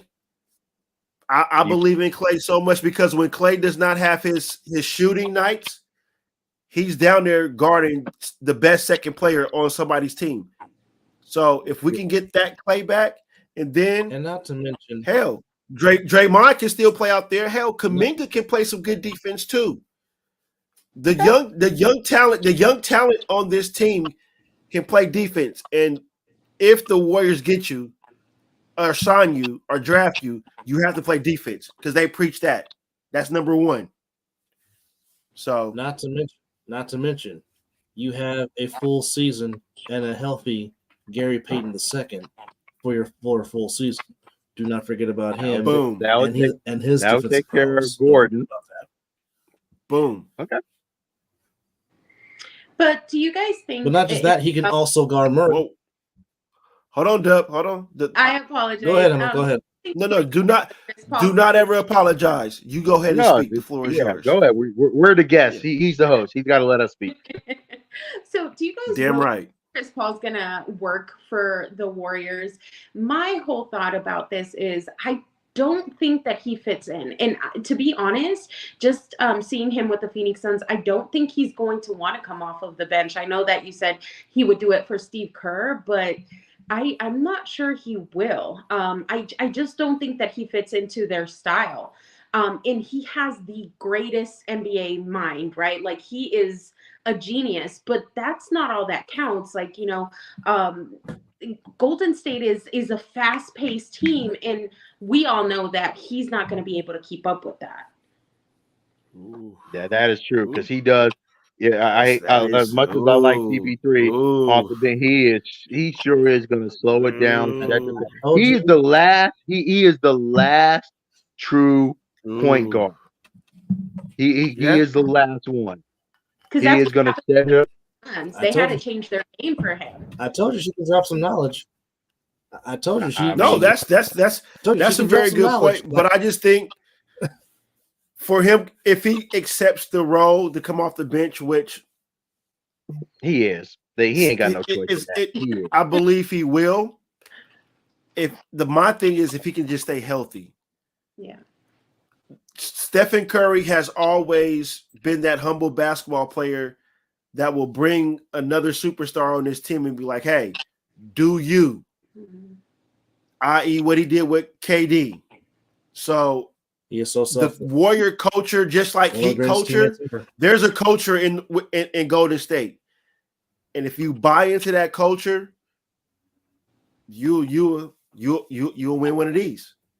So if CP3 buys in and stays healthy, I think he can gel, but I do like your comment about that because they are fast-paced and he's long in the tooth. So that's why they play the game, to figure it out. We shall see. Yeah. Let me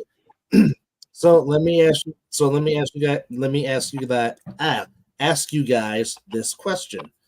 See that damn tournament talk got my equilibrium all off. So let me ask you guys this question. What right? Exactly. Who is the one team or teams that may surprise this season? So I guess which team this year possibly could be the nice Cinderella story, for lack of a better term, this season in the association? May I answer that first? Because it kind of goes into the team I'm looking for. And Dub, I might need you to do a little research because I know that a trade just happened. So the team that I am looking at, the iPad is ready. The team that I'm looking at, and especially reading some other thing, is the Oklahoma City Thunder. Because we already know what SGA is about to. He's about to turn up after that World Cup. He's about to get. And if you look at the rest of that roster, everything that they did last year, and now they're adding, I can't think of the boy's name, their second pick from last year, getting him in. and try to incorporate him, that's a squad that might even be able to make the playoffs. And they just did something kind of sneaky that's going to kind of come in. They traded for Kevin Porter Jr. and immediately waived him. And if people don't know, Kevin Porter Jr.'s got domestic charges, everything. Houston basically just gave him up for free because they were just trying to get him off the roster. But and he can't it stay was, healthy. it was more of, even though Houston got some players and everything, it was what they got and everything else. But you got to remember, Oklahoma City Thunder got a nice little roster together, and they got draft picks for days, not just their own. They still got the Clippers. They still got, I think, some of Houston. They still got the. I used to say this, like, if I ever started up an organization, the GM that I'm starting off with right off the bat is Jerry West. Like he knows talent, he does everything. I am now saying my second pick is Sam Presti, especially because with Oklahoma City, you're not getting free agents. You're not getting this. You got to build and everything. We saw what the Thunder were before when it was KD, James Harden, Brian or Westbrook, Ibaka. They took a team to the finals, and if they really stayed all together, who knows what it is. He took his lump. He kept Westbrook around, got Paul George to come in, signed Paul George to the thing. You had CP3 for a year and did all this.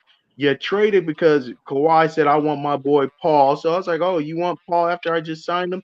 Well, okay, let me get this young rookie over SGA that we already see the Clippers like, oh, we like him. We don't want to give him up. But since Kawhi saying I need PG, I'll give him up, get all your draft picks. And because the Clippers have been injury prone, we got some high stuff. Watch out for the Thunder. And I think they I think they did get into the playoffs, or they released in the playoff tournament. Watch out for them. SGA is already primed up. Then he got Team Canada going. I got Giddy. I got both the Jay William boys ready to go. Let me add that boy from Gonzaga. I got Oklahoma City is the team that you got to watch. Don't forget about Lou Dart. Lou Dart is a ball player. There you go. I'm a huge fan of Lou Dart. That team, they may not make much noise. We ain't gonna pay attention because they're not sexy. The NBA is gonna feature them a little bit in the beginning of the season because it's SGA, and then the rest of the time, depending on what their record is, you might want to do NBA TV. But if they're really balling out, just like how Memphis was a couple of years ago, you get some more TNT games like Sacramento. They are the team to watch out for because they're going to see how this team builds and everything.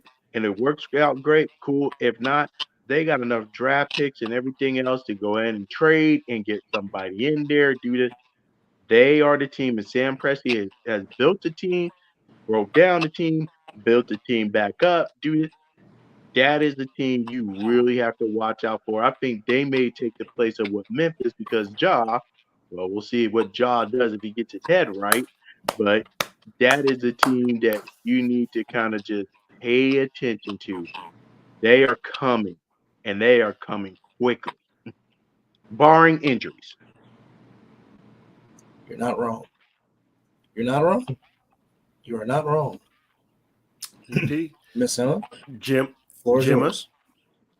I am not sure that there is going to be many surprises. I think that all of the major teams, all of the superstar teams have set themselves up for victory. We know in the East, who's going to beat Denver?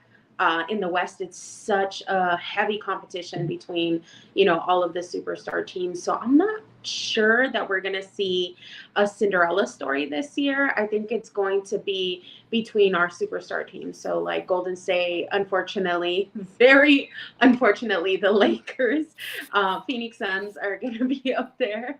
Like I said, I do think OKC is a great team, but I don't know if they have the capability of going all of the way. I do like that.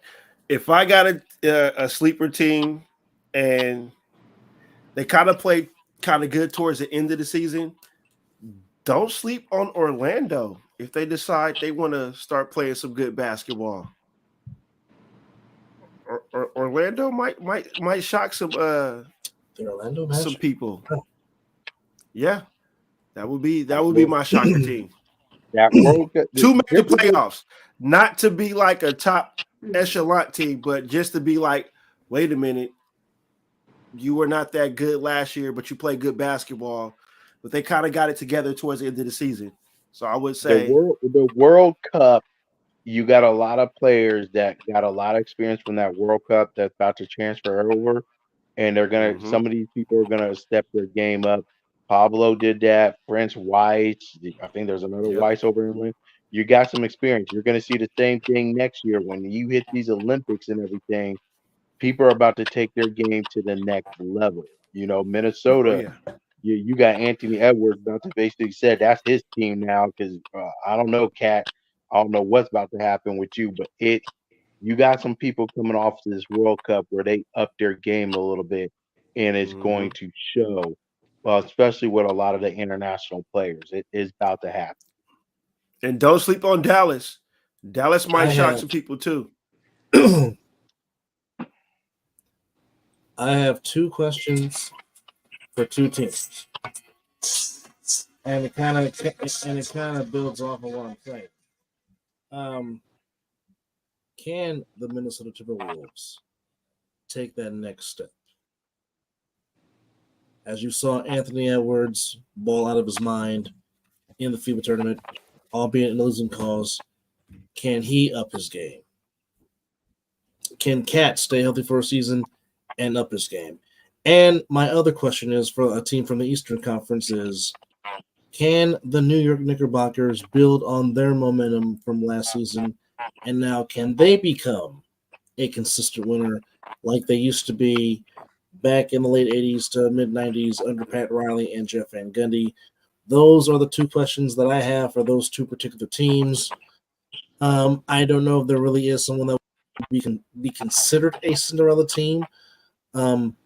Maybe possibly Indiana, but then again, they're trying to trade off Buddy Hield and get somebody for him. So that remains to be seen. But my 2 questions is, can the T-Wolves take that next step? And can the Knicks take that next step and be a consistent winner? And then just the biggest question for me is, can Zion play a full freaking season? That's my other question. Not that I want to, talk about Dookies because we do have 2 Tar Heels as a part of this panel, but that's my one question. Can Zion put together for a whole season? Well, whenever Mizzle decides to come back. Nah, he ain't. Yeah, you said something about Duke. And Hammer, that is a very good point. Well, no, I can't stand the Duke Blue Devils as much as the next person, but it's just a question that I have to ask because, I mean, obviously Zion is talented when he's not punching his own foot out of his own shoe, but his question has been health. And as we always say on the show, your best ability is availability. However, with that said, it's a question that has to be asked. But Hammer, I do agree. Edwards can elevate, but Cat has got to stay healthy to be his to be a sidekick, for lack of a better term. So, Hammer, this question is for you, my dear. So, Frank Vogel coming in to replace Monty Williams. Monty Williams, of course, goes to coach the Pistons.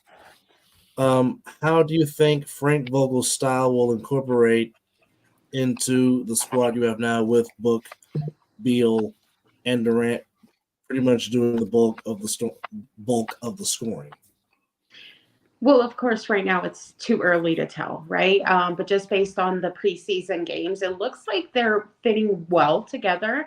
I think the Phoenix Suns need a coach with passion. So, which I have no problem with Monty. Monty took the team to another level, but I feel that he was just too passive.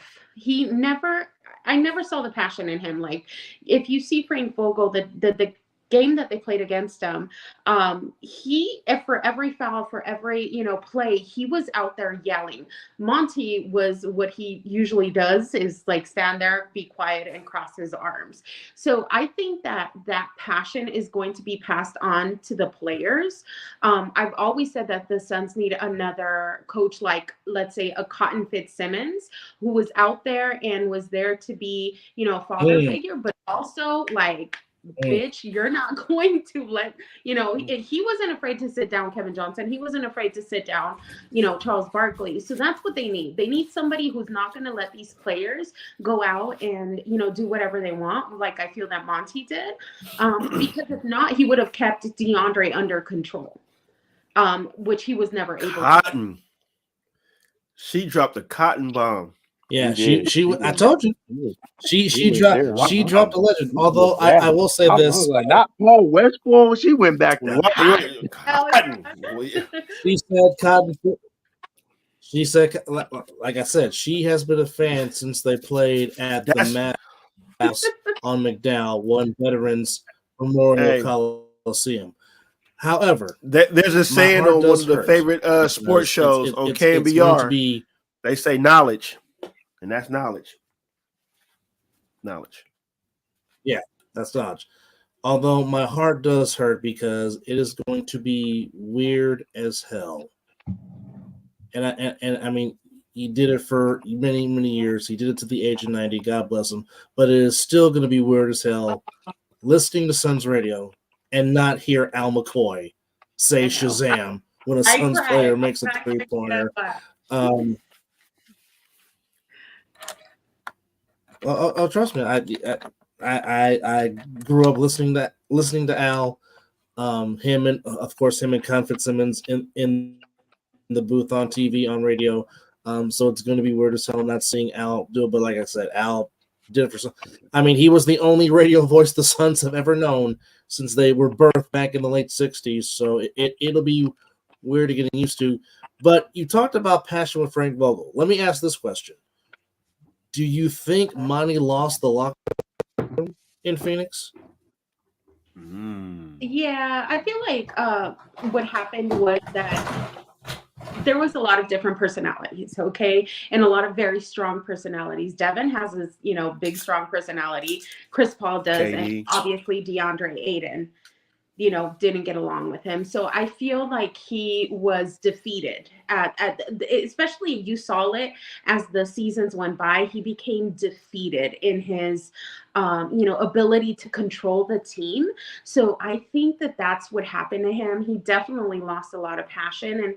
And, again, I feel like coaches should be like parents, right? Like me and my daughter are best friends, but if that bitch get out of control, believe me, somebody's going to regulate. And that's what is needed with NBA coaches. They need somebody who's not just going to let these players go off and do whatever they want. You mentioned Kyrie. Why does he do what he wants? Because he's never had a strong coach.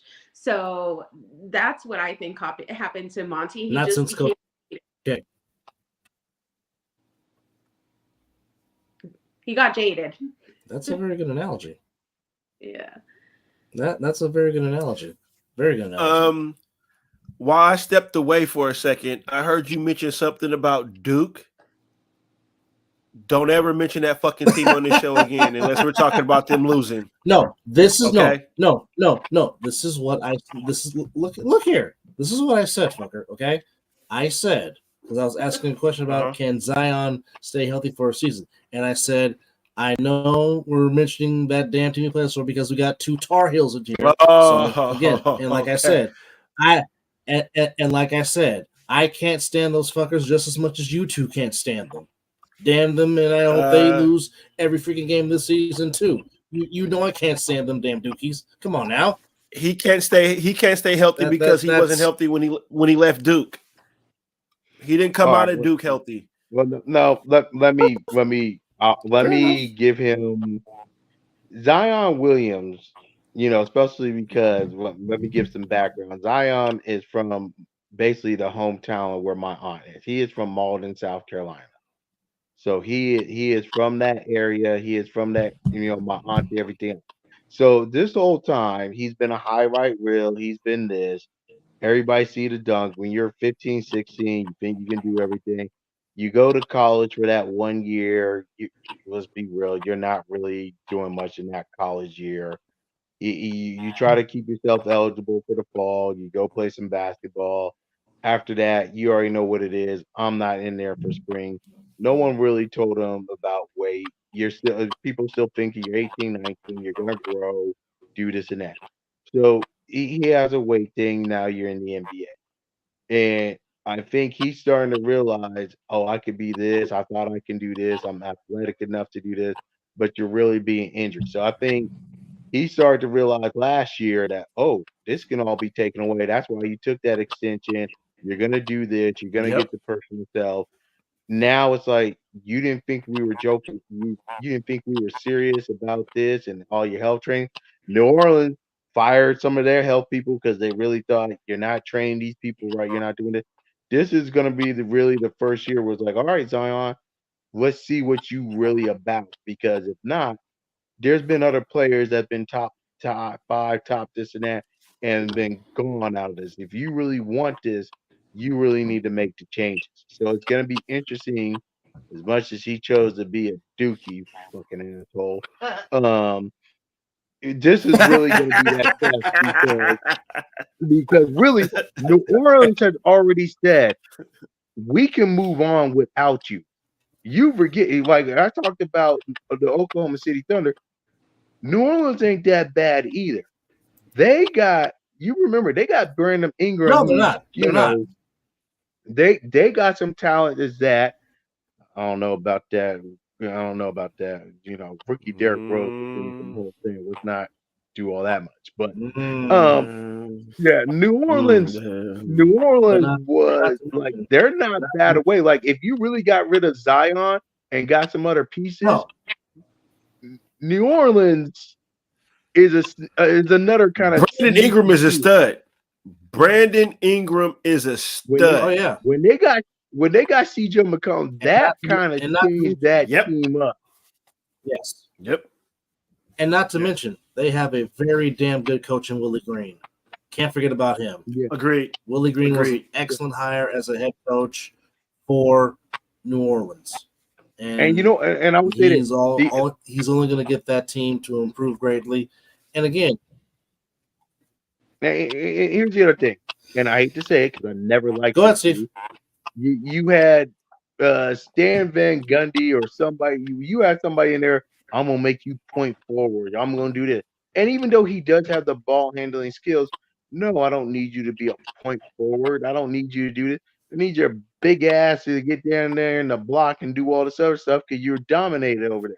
Now he's starting to play the 4, the 5, because like you said, now you got some coaching around. It was okay to, you may be able to run this and do, but no, whatever coaching. I think it was Van Gundy over there doing some stupid shit because I never liked Stan Van Gundy in the first place. Oh, let me do this. Let me do no. Get your ass down there in the block. Get your ass moving around. Do this. Post up. Do this. And let's work you around there. So now, you ain't gonna be no point forward. You're gonna be a forward. You're gonna be maybe a center if we can pull it off. Let's get you where you're supposed to be. That's where coaching kind of comes in and stuff as well. So it is a real test for Zion. What are you about to be? Because we're paying you this money. We got a team that's really good, but because you never been around, we don't know what we really have. Brandon Ingram, kind of same thing. You've been injured, and we think you got all the skills. You may be a second grade Kevin Durant, but you always hurt and everything. Let's really see. So New Orleans is kind of at that crossroad. Is this number 1 pick gonna be what we think he is? We got the people around him that can highlight his stuff, but we need you to be in and actually do 70 games in a damn season, 75 games, so we know what the hell we got. Fair. Yeah. Very, very fair. So let me ask this question: who? And this is for the whole panel. Who is your pick for most valuable player in the 2023 2024 season? Ladies first. God, I hate him. I hate him so much. But I mean, I have to give it to the Joker.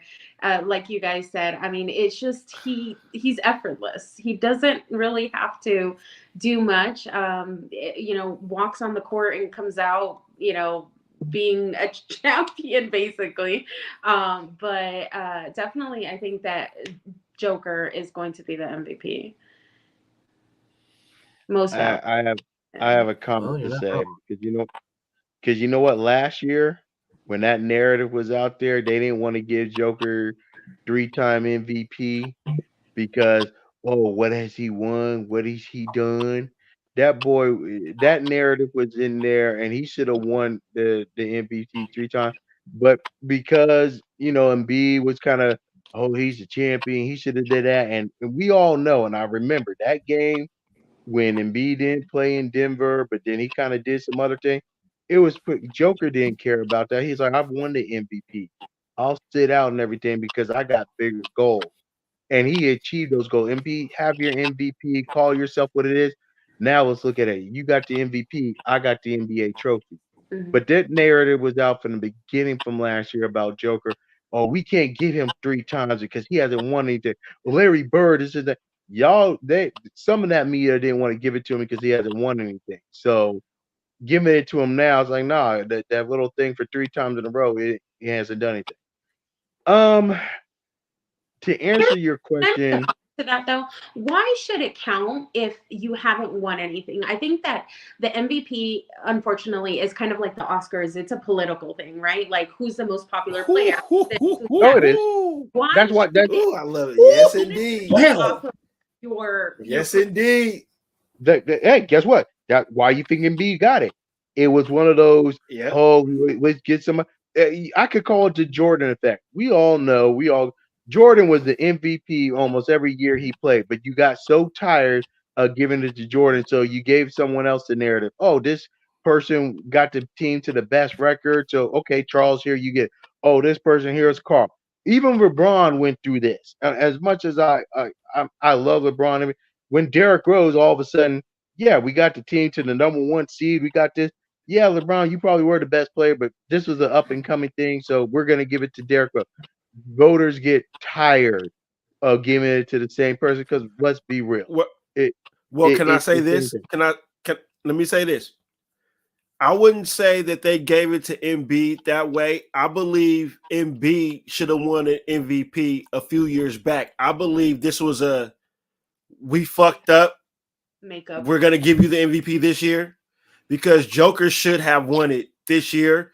The year that Joker won it his first year, I believe Embiid should have won it. So I believe it was like, okay, And we owed you an MVP. I think they just felt like they owed Embiid that MVP. And they do that every time because James Harden. Exactly. James Harden. They give it to Westbrook because you broke the triple double thing. We're gonna give it to. They do that all the time. Like, okay, yeah, we got to get someone. That's why I'm looking at the league right now, and W asked that, and I'm really thinking who is the lead candidate for that. I mean, I look at Joker. KD. Who else? I was like, KD, you should be it, but you got 2 other people on there. Brooker, you're not gonna get it. Dame, maybe they try to give it to you, but Dame and Giannis. Really, I think Giannis, you might be on that point, but you got these other 2 people. You cancel each other out. They might start talking about Tatum and try to get him into the thing because you're at He's this point. inconsistent. He's too inconsistent to win an MVP. And that's why I'm really looking at it like, who is that next up and coming? Ja, you're gonna miss it out because you're missing all the games. I mean, Luka, you're not. You took the words right out of my mouth. If it's not Jokic, it'd probably be Luka. It'd probably be Luka.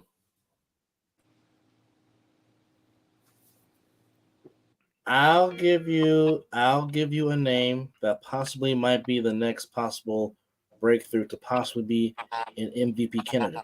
Maybe not this year, but he's coming, and I'm talking about De'Aaron Fox in Sacramento. Don't sleep on that. he's there, but I'll put it to you like this: Don't sleep on. De'Aaron is good, Ah, but that's- Like let me I first said, say not this year. Let me say this. Not this year. No.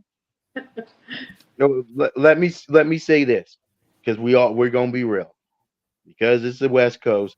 Unless they start balling out, those East Coast people ain't paying attention to Sacramento not one bit. So unless Sacramento And you're just right. has like And you're right. You're right. like you the are best correct. record in the You are world, correct. they're not going to look at him. And I'm going to tell you right now, Luka's going to get kind of beat down a little bit because they're going to say you got Kyrie. I don't even Luka's not there unless all of a sudden Dallas starts going undefeated 20 this and that. Luka ain't gonna get it because they're gonna look at Luka like, how are you gonna sustain it? And then they're gonna look at Kyrie as well. I'll say this: you asking a good question because now all the front runners that you would think are up there, they all got some major sidekicks with them that's going to kind of cancel them out. Can Embiid get it again back to back? Maybe, but you got James Harden in that situation. Luka, He can gonna you be really gone by the time the season starts. Probably. Luka, you got Kyrie on your side. KD, everybody in Phoenix, you got all these other three players. You're out of it. Dame, they're gonna say because you got the Giannis with you. You might be able to get a Brunson in there or some Boston. You're canceling each other out. Miami, Butler, as much as I love him, respect him, you got to be balling out to get their votes. Like everybody that's on there right now, you got major things that could tell you got some psychic. You might be able to get Jokic again, but they're probably going to look at, well, Miller, what is he really contributing this time now that he's healthy? He's Jamal finally Murray. there. It's hard to say So who's really going to be there at the moment. Out of the front runners, the ones that you think of from before, out of the front runners, it's like everybody's really improved with other people where it's like they can cancel each other out. So let me ask this question, almost to pinpoint off of what him has said. Why should having a sidekick should take away from votes if you are putting up the numbers to be a MVP candidate? I was just thinking that. I mean, really, why should it? I mean, most of your MVPs had a sidekick, if I'm not correct. But it's not okay. I'm gonna do this as a Bulls fan, and I hate to do this, so we all know what it is. There is you're number one, and then there's a number two. And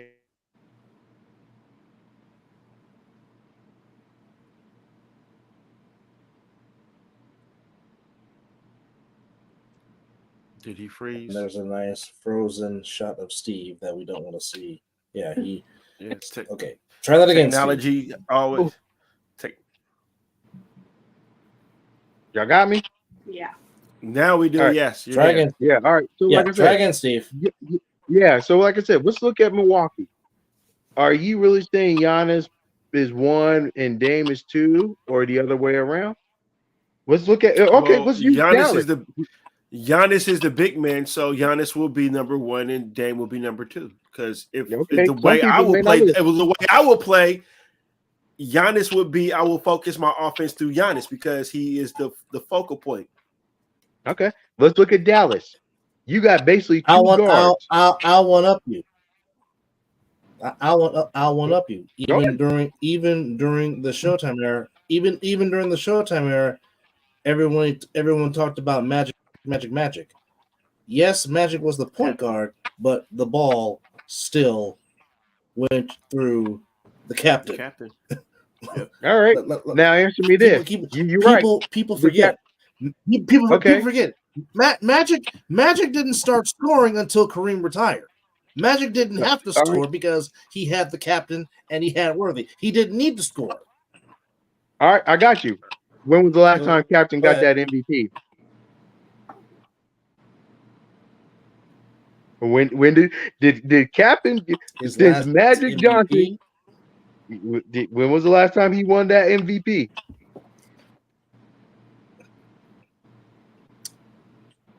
Probably I know. in I the know. early 80s because you have to understand.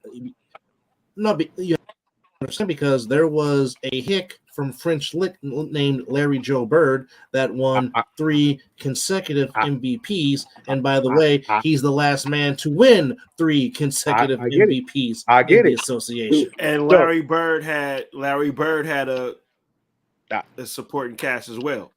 so once again, I'm going to ask you because you just brought that Yes, up he again, did. and I hate to do this. I hate to do this to Cap. Once Magic Johnson got on that team, how many more MVPs did the captain got? Like you said, it went through him every. How many more MVPs did Kareem Abdul-Jabbar got after that? But how many championships did he get? One. I'm not. One. Hey, He won you the got finals Okay, MVP. so would you He rather won win no a no no no no no championship no or no no no the MVP? finals no MVP in no 85. no no. I'm just trying to see. I know where you're going. I know where you're going. But I'm not. what do you asked the play the question. game to get? You asked What the do you play question and the I game to answered it. get? You said finals. I said MVP. Dub. Don't be trying to switch that up. The I ring. said MVP. No, I said fine. I went championships. No. You asked me a question, and I answered it. Now, his last regular season MVP, I have to look that up. But he did win a Finals MVP at the age of damn near 37 in 85 when they finally beat the Celtics in the finals. Yeah. I'm not. I ain't going with you. He more happy about that than winning that damn regular season MVP. Tell you that. But I ain't talking about Finals MVP. We're talking about regular season MVP. But I'm not. Look, finals. Look, there's been some people that got some finals MVP. Look, I love James Worthy and everything. Finals. I asked because you brought him up. When did the last time? Because like you said, the offense did go through Kareem and everything. I will answer your question. Hold on. I will answer your question. Hold on. I could be wrong, but I don't think Kareem got another MVP once Magic got on that team. It's sad to say. I will answer your question. Hold on. I'm just saying. I'm putting it out there. I am a big man. I believe Kareem is highly underrated. I'm also a Jordan fan, so I always say Jordan is. I understand where Kareem. The last time the captain won the MVP, oddly enough, was Magic's rookie season in 79-80. There you go. So when Magic Magic was on the squad. And remember, so you were trying to say that he didn't. When Magic had one of the best games of all time, he didn't have an MVP when Magic was on the squad. Is that where you were trying to go, Steve? Well, but I will take that back. He got one, so it is there. I will take that. But like you said, Magic's rookie year, and then let's say what Kareem probably played 8 more years after that, give or take. Yeah, Kareem didn't retire. Kareem didn't retire until 89. Yeah, so 9 years. When the Pistons and I understand he diminished. He diminished and everything, but he never got. And you can look it up how many more MVP votes he got. He probably I'll in Dub look it up. Was he? I'll put it like this: was he ever second or third in MVP after that? Granted, I get it. There's Bird. There's Magic. Did they start looking at somebody else? Even though as great as Kareem was, yes, they went to him. Like you said, when they needed a basket, they went to him. Once Magic got on there, they started switching around. I'm not knocking. I'm not saying that Kareem wasn't great. If you just want to go through the, if you want to go through the 80s alone, starting from 80 to 81 to 89 to 88, 89. Here's the MVPs. Okay. Dr. J. Then Moses won 2 straight.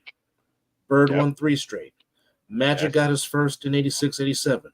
Jordan got his first in 87, 88. And then the 80s closed out with Magic going back to back. Kareem's already done. So, Magic had 2. Moses had 2. Bird had 3. And they're looking at Moses. I believe if I'm correct, Moses. So after Kareem got his last, I'm gonna say what okay. I think Moses may have got one in Houston starting from 80, 81 to 88, 89.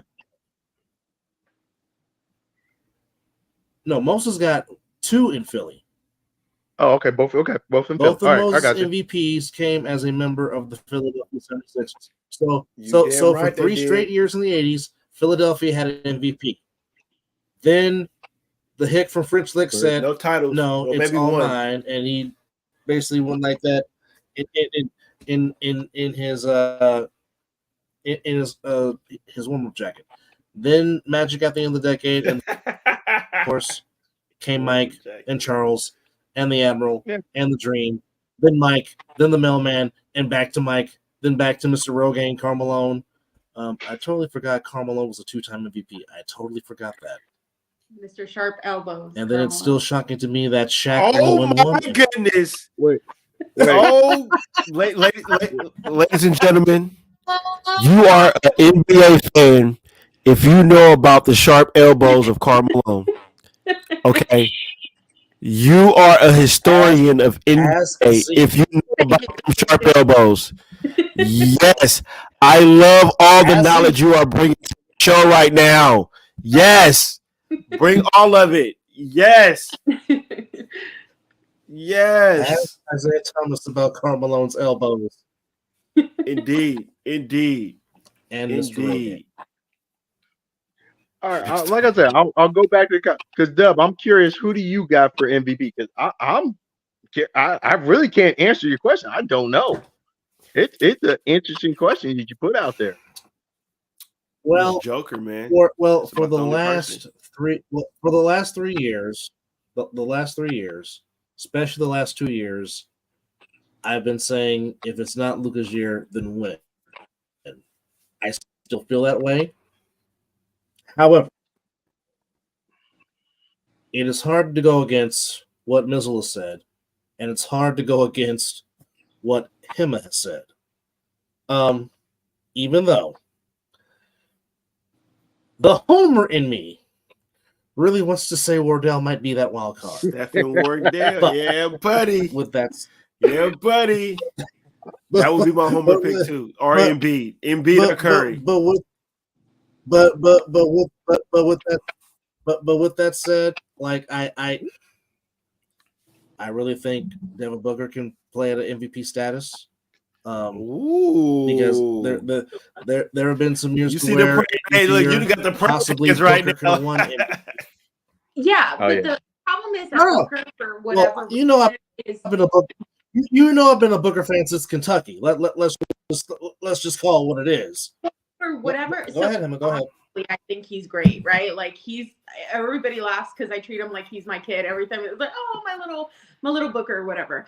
But for some reason, he's not popular in the NBA. I mean, tell me, last year, how did he not make the All-Star team the last couple of years? Yeah. It's fucking ridiculous. Like, it just makes no sense. And going back to what you said, they always going, with he has assistants. He has, KD. He has CP3.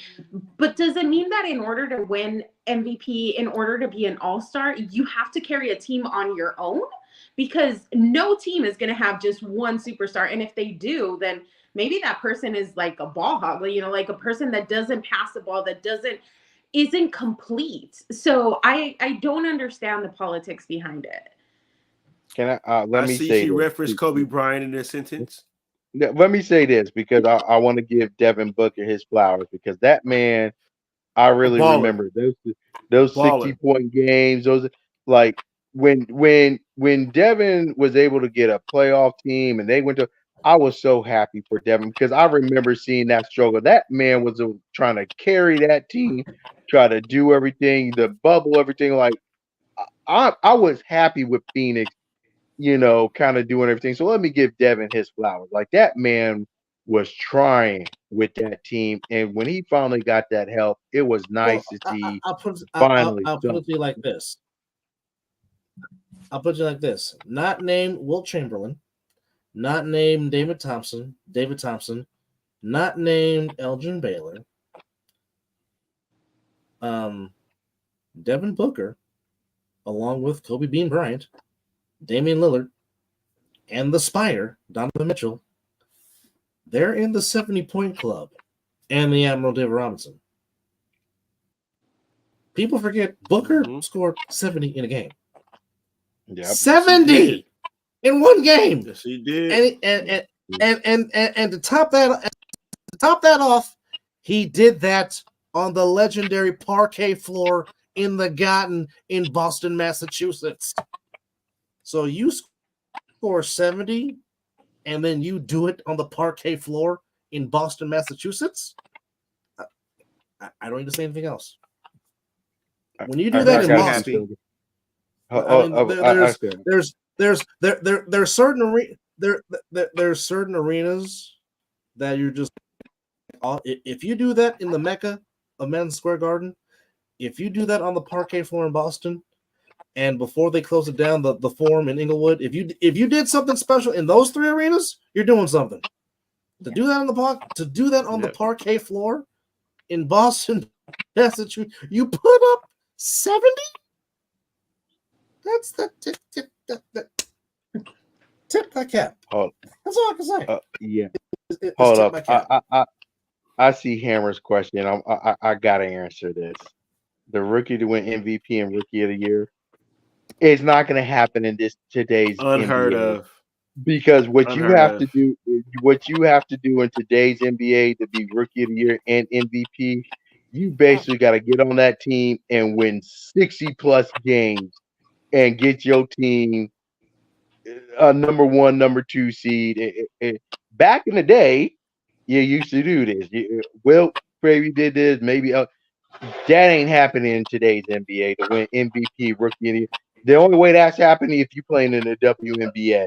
It ain't happening anymore in the NBA. I'm just telling you. So I'm sorry. I saw it and I just have to respond to that. Ain't happening. To answer your question, who will win rookie of the year?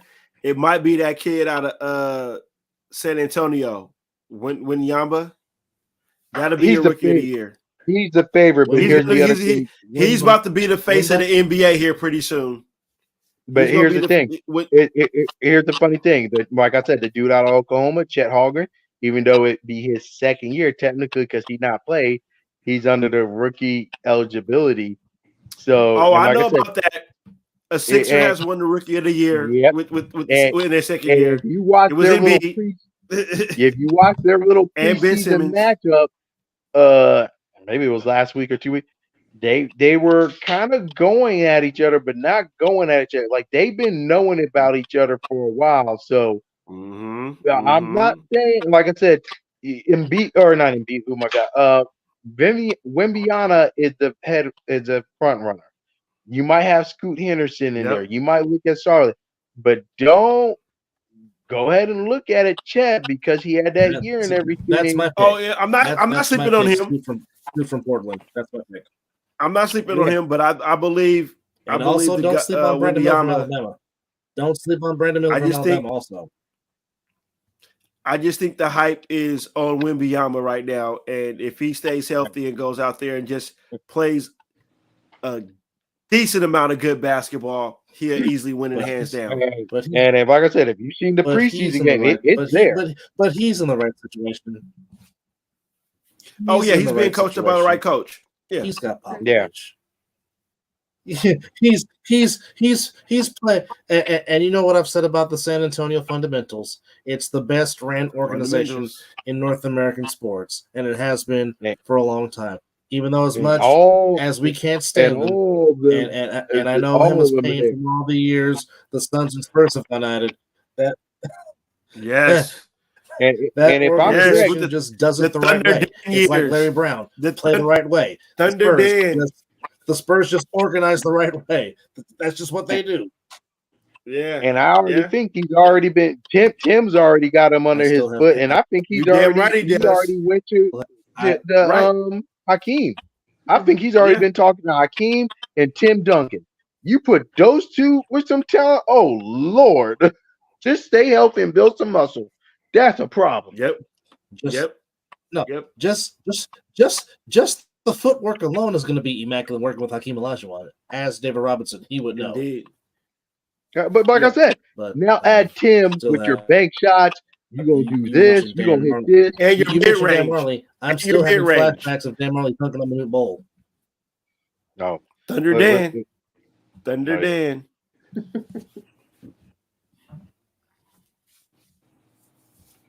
Okay. Yeah. Well, I would like to. Thunder Dan dunking on Manute Ball. I still have flashbacks. My God, that's not supposed to happen.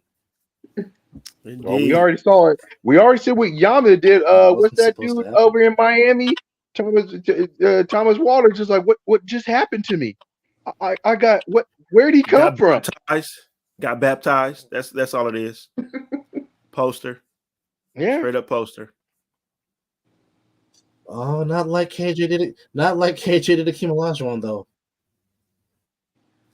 KJ, I love Akeem Olajuwon, but KJ baptized him in the name of the Father, Son, and the Holy Ghost in that playoff series. No, we ain't. Well, if we talk about baptism, we just gonna have to do how we feel. If we're talking about baptism, we just gonna talk about Michael Jordan dunking on Patrick Ewing, and we're just gonna leave it there.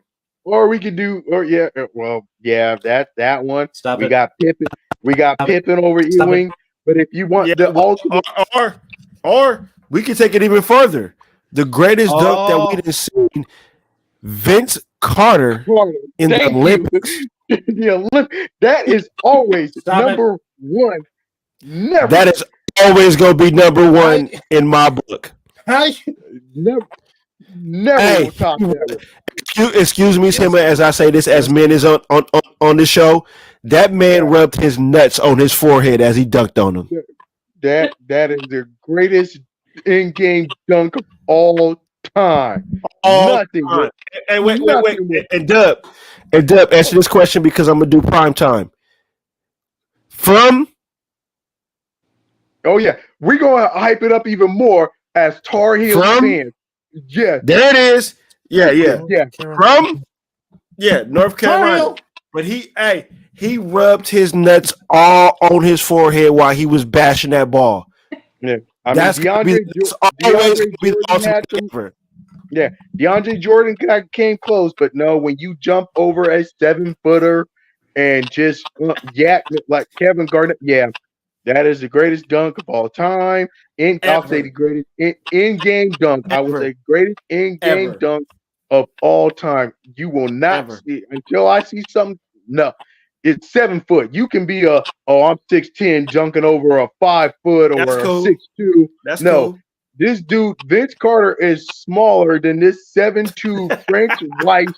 I know your name because you got dunked on in the Olympics. I don't even know what you are doing. You're probably representing France and making some wine, but your name is infinite in the basketball history because you got jumped over, nuts ran, and your goddamn balls dunked on. And Vince Carter made sure he didn't miss it. He didn't try to hang it over like everybody else, like Dwight Howard. I didn't dunk it. I threw it in. No, this was a dunk of all ages. Everything. Mm-hmm. I will go back and watch that video with pride, especially because he was a Tar Heel. Oh, that was beautiful. That is a dunk. Take a bow, Steve. Take a bow, Steve. The meme that comes to mind is the Kevin Garnett meme. Facial expression after Vince Carter's first dunk in Oakland in 2000. Yeah, buddy. That meme says everything you need to know about the Vince. Yes, about it. It says everything you need to know about the Vince Carter Olympic dunk in Sydney, Australia, down under in 2000. Kevin Garnett was ready to knock out Vince Carter in the Olympics. If Vince Carter didn't move his hand, the way Kevin Garnett swung his arm and didn't even realize Kevin Garnett was so happy he was about to knock out Vince Carter the way that dunk was. He was so happy, like he thought he did the damn dunk himself. That boy was pushing him like Vince Carter didn't even realize what he did until afterwards. Kevin Garnett coming up him, swinging, pushing. Boy, he would have knocked out Vince Carter the way that dunk was.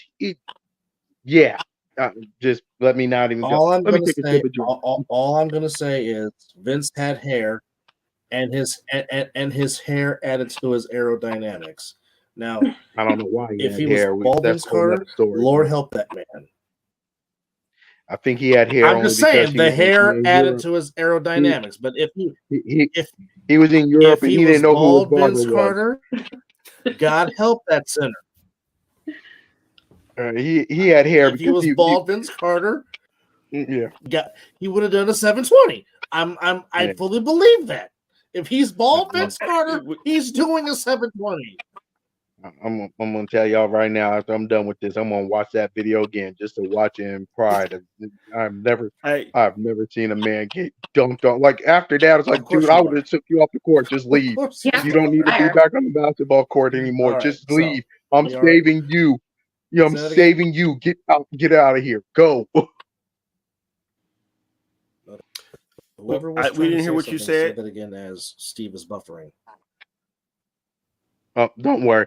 It was just me talking shit on somebody. Let's keep on with the show. Frank White has already been doomed in basketball history. I don't need to add on to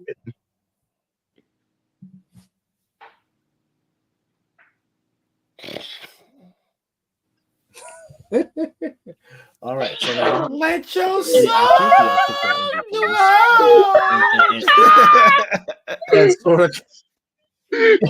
and sort of kind of went sort of picked our Rook of the Years. All right, so for those that are new to the show that are watching us for the first time, whenever we do our NBA shows for the year, we do 2 picks. Hammer, I can't stand you. I can't stand you, Hammer. That's what I say. Let's show. Anyway, that's so for those that are watching the show for the first time, we're laughing. Oh, so silky smooth.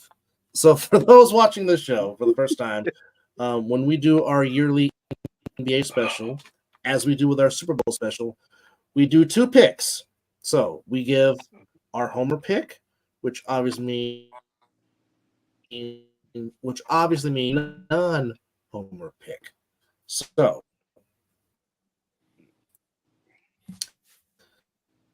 since this is his first time on the show, it is only fair and is only her non-homer pick for the NBA Finals. My dear, the floor is yours. I'm going to be so controversial and you guys are going to want to kick me off of the show, but I have to go with the Phoenix Suns. I think that they have a complete team. I think that this year they can definitely make the finals. I know you guys are probably never going to want to see me again, but I got to go. No. You had 2 picks. You could do your homer pick, which is the Suns you just did. So right now, who is your non-homer pick? I'm going to go with Denver. I'm sorry, not Denver. I apologize. I don't know. I think that because of the changes and because of everything, I gotta go with Giannis. Yeah, I think that's what's gonna happen. The Bucks. Yeah, the Bucks. I don't know. I have a feeling that just because they are a very complete team, after all of the changes, it's gonna be. I know you guys are gonna kick me off, but Phoenix Suns and the Bucks. Never that. You are entitled to your opinion on this show. Okay, that's your homer pick. What's your non-homer pick? So again, the non-homer, the Bucks. Her homer pick was the Suns, her team, and the non was the Bucks. She answered both questions. Go for it, Dogan. Okay, the floor is yours. All right. Steve. All right, so we're picking NBA champions, right? Homer and non-homer. All right, let me give you. We're picking your finals your homer and non-homer pick. All right. As much as I would love my Bulls to do anything, love you too, Blaze. By the way, Nick Blaze. Yeah, my Bulls are in purgatory that produces the other side of the ball show. Yeah, my Bulls in purgatory. You're not good enough to win anything, but you don't suck enough to get some draft picks. There ain't no homer pick. If I had to make the homer pick would be basically the Lakers, just because my real homer team ain't gonna do nothing. But I'm gonna be real. I don't even think the Lakers are gonna make it there. So let me put it to you like this: if I really have to kind of pick 2 teams that I think are gonna win the NBA championship, and I have to admit this is kind of hard because I'll put it to you like this: out in the West, right now, I think it's Denver to lose. I really do think Denver's a complete team. Now, over in the East, this is where I kind of struggle because I really am looking at Milwaukee and Boston. And my thing is, I don't know how KP's going to be in Boston because he's never been healthy. If he's healthy and does all this, that Boston team is something. But right now, my mind is saying Milwaukee. So if I say I'll just put it as an NBA final, I'll just say Milwaukee and Denver. And as much as an interesting matchup that be and everything else, if I had to really kind of go off it right now, I know Denver's bench has kind of gotten beaten up to get everything. If you told me those guys, I think I would lean on Denver just a little bit more. So if I'm gonna pick it, my official thing, I'll say Denver. If I gotta go Homer via second team, Lakers, because my Bulls ain't gonna do shit. They ain't. Hey, back up. If your Warriors make it in there, I have no problem cheering. Y'all know I respect y'all. So I understand your Warriors fans like all this time when the Warriors go. I Can't understand cheer. y'all went for that grind. Y'all went through everything and y'all feeling a little of the spoils of the Warriors of that champagne thing. I get it. I have no problem picking them. You know, even if the Warriors beat the Lakers, I have no problem with it. Right now, I'm gonna be the real basketball thing. I'm gonna say Denver or Milwaukee, and I'm going to lean on Denver at the moment. Love it. Love it. As Hammer puts his picks in, he's going with Sacramento. the Homer Dubs, of course. Love it. And not Homer Sacramento. Love it. So for me, we already know. You see who I represent. It's gonna be the Warriors or the Sixers as my Homer picks. Those would be my Homer picks. Wait. All right, I got a question. I got to hold up. Let's do a little change in here because we got the Sixers fan. Because you're right. Let's be real. We know something's about to go down with this James Harden thing. So James is eventually gonna get traded because remember reading something earlier tonight. He ain't even go to the game or anything else. So No when preseason or James, nothing. if James get traded, what are you guys looking to try to get back for James? Well, the GM already came out that he wants player for player, and the He'll be happy the as long caliber as player,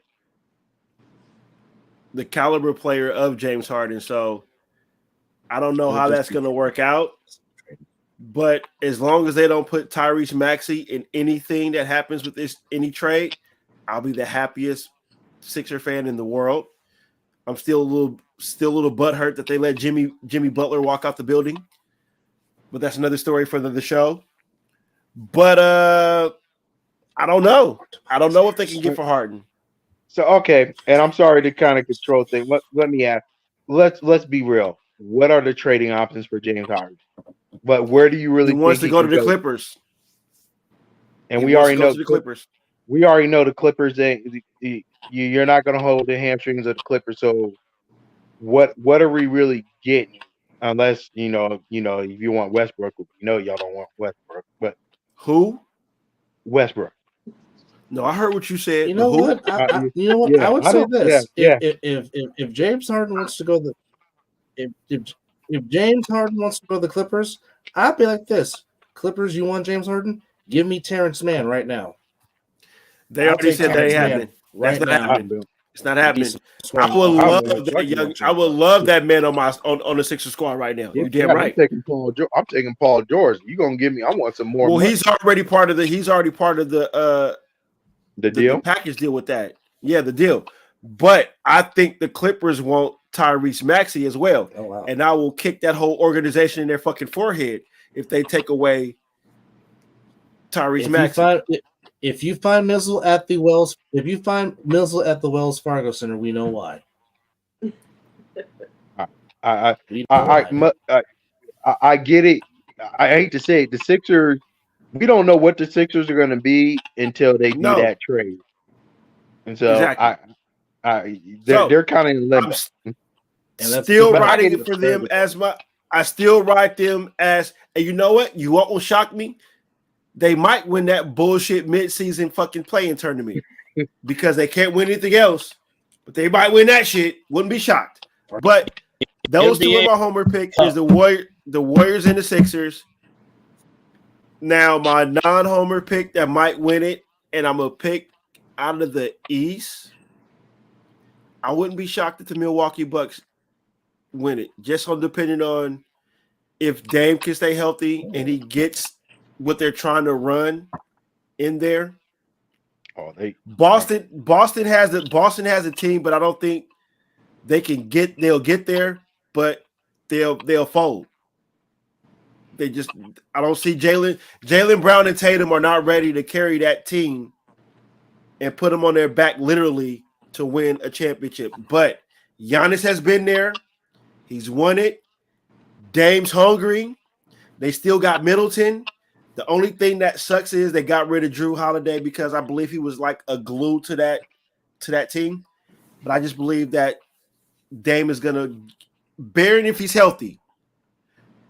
Dame can make some big shots.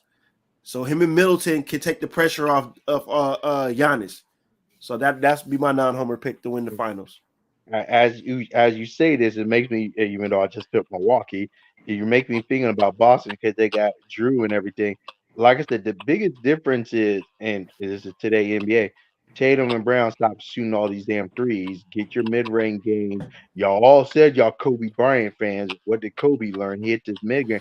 Who said they was a Kobe Bryant fan? Who said that? When I said I respect this game, I never said I was a fan. So no. I meant to play. No. You said y'all all in here. He's talking about Tatum. He's talking about Tatum and Brown. My bad. Yeah, no, I got you. No, that's why I clarify it. Y'all talk about it. Y'all being hit this mid range because really, I hate to say it, with Boston, especially when they got Drew, you're really banking on KP and your health. And I, as you're saying this, I'm thinking Milwaukee, but I was like, really, if KP really does what they got to do, Boston is going to be really stacked, especially if you kind of keep your bench together. I know you're trying to trade this and that. You're really hindered on KP. If KP could give you anything half he gave you in Washington, Boston is going to be a problem. And if you Brown everything, stop shooting threes, hit your mid-range, hit this, Boston is going to be a problem. So as you say this, because I keep forgetting, you got Drew over there. Boston is really formidable because, I mean, like we said, like I said, Milwaukee, your top 5 is decent if everybody's healthy. Your bench is taking a hit. Boston bench didn't take a hit. Boston bench is okay. You forget Al Horford. You should come off the bench. You should be doing. Fuck Al Horford. Well, hey, I ain't fucking him that. I ain't mad at him that much. He was only in Florida doing everything. He didn't mess me up. He didn't do nothing to me. But that's where I'm kind of like you said, Philly. I can't say anything. You know, hey, I feel what let me say this for your Philly thing. You thought you had it bad when you had to try to get rid of Ben Simmons. Fuck, you got it even worse now trying to get rid of James Harden. Shit. Never wanted him.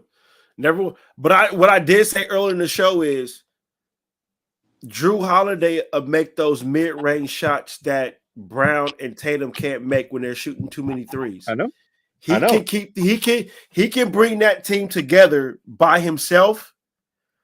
But I believe Milwaukee just got, if they stay healthy, that firepower of theirs will be just, because I believe Dame is going to be hungry. And I don't trust Kristaps Porzingis. I'm sorry. I just don't. I really don't. I don't. That's what I said. If you get even half of KP, what he did in Washington, no. I'm sorry, Dogan. I got to disagree with Hammer. David Lee was a way better basketball player than Kristaps Porzingis. Way. I kind of feel where you're going there. Well, David Lee's a champion. So David Lee's a champion. Let me say this. David Lee walked on the court, and he can damn near give you a double-double. Yeah. Easy. KP has the talent to be better than David Lee. KP's never been healthy enough. KP's never been healthy enough to do. But like I said, I trust me. I don't try. I didn't like the chaos like KP. But if you look at what KP did in Washington, Well, you have to look at his if, Washington. You can't do New York. You definitely can't do well, Dallas. no. Well, if KP is trying to compare David Lee to David Lee and KP, well, David Lee was not per healthy as well per se. But And when then David Lee was on the court, he walked on that court double-double and won a championship. but that's what they're saying KP can possibly be. Like I said, Well, okay, but there's no yes, yes, David Lee's KP done can it. give you- What KP has David- played with how many teams? What, 3 or 4? Three. Three. The Knicks, Mavericks, and now with the Celtics. No, No, Knicks, this is his Dallas, fourth. then The went to Celtics are his Washington. fourth team. It's So Celtics, four. but This is remember, fourth. 4. I said, well, I Dave- said 3 or 4 teams, right? yeah, David David Lee played with Lee- how many? he went to the Knicks. He kind of balled out, but he also had the injury prone with the Knicks as well. That's why the Warriors were able to get him. And then in that system, he kind of balled out. That's why I'm saying KP, if you get to KP from Washington, where you're not the star, remember, when he was in New York overplays him. He's a unicorn, or this and that. But injuries, needs got him out. When you thought you got him to Dallas, him and Luca were supposed to team up. He never really was good enough, and Luca trying to do all this. When he was in Washington and there was no pressure, there was no this and that. You're not even you became the first one, but you really wasn't supposed to because you have Bradley Beal there, and then you have Kuzma and everything. He was under the radar, supposed to be the third one, but he kind of balled out, and that's what you're hoping in Boston. We ain't trying to make you the feature person. Third person here, hit to these corners over here, hit this shot. If you looked at preseason, move some here, there. Trust me, I didn't think KP would be like this. I don't even trust KP. But that's like I said, if Boston gets the KP from Washington on their team, that's gonna be a little tricky. Now, I don't know if KP can do it because his history says you are a unicorn, and you are a unicorn because it's magical to see your ass playing a fucking full game for a whole long time. That's why your ass is a unicorn, because we don't know what the fuck you gonna do. Kawhi Leonard. You're a unicorn because New York Kawhi media made you hype because New York Leonard. was looking for anything at that damn time. That's why you're a unicorn. Magically delicious shit. You hit some damn shit. You did something. Fuck it. You magically happy. And Washington was eating that magically delicious yum yum. That's what Boss is hoping with their little Lucky Charm ass as well. Hey, we got some shit. Just put your ass in the corner, shoot some threes, maybe move around, and you can be a lucky leprechaun like we all want your white ass to be. I don't know if it's gonna happen or not, but that's what they're looking for. I agree. My bad. I'm sorry. I've been drinking. I'm real. So have I. Don't feel Even bad. he been drinking. I've been drinking. So- Never mind. I love the wifey, the wifey's little 2 cents in the background. It's wonderful. Yeah, I That's a didn't great think y'all asset to heard the that show. shit. Damn, No, I didn't think y'all the first time too. I heard the first time we was talking about Duke. We was talking about Duke and she chuckled. So yeah, this is what we love about doing a live She's show. laughing right now because she didn't think y'all heard her either. So we're laughing. We hear everything. We hear everything. I'm sorry. Carry on. Well, Do not apologize, Dogan. Please. my homer pick. Go ahead. Warriors- Yeah, there you go, Deb. Warriors beat the Bucks in 7 to win their 5th. There's my homer pick. Woo! My non-homer pick, the Nuggets repeat over the Bucks in 6. So I have the Bucks. Are we really about to crown? We crowning Jokic again? Well, okay. Let me ask this. Again. And we Heavy, and we heavy, have a, heavy is the head that wears the crown, obviously. And To like beat I said, the man, you got to beat the man. everybody So right to now beat the man, you got to is beat the man. chasing. Everybody is chasing. Everybody is chasing what the Denver Nuggets want, and that is the Larry O'Brien Trophy. It resides in Facts. Denver, Colorado, which all means right, let you me have to ask go to elevation, which means you have to go to altitude to beat them. All right, let me ask you a question. Go ahead, Steve. And this him because him I think I already know.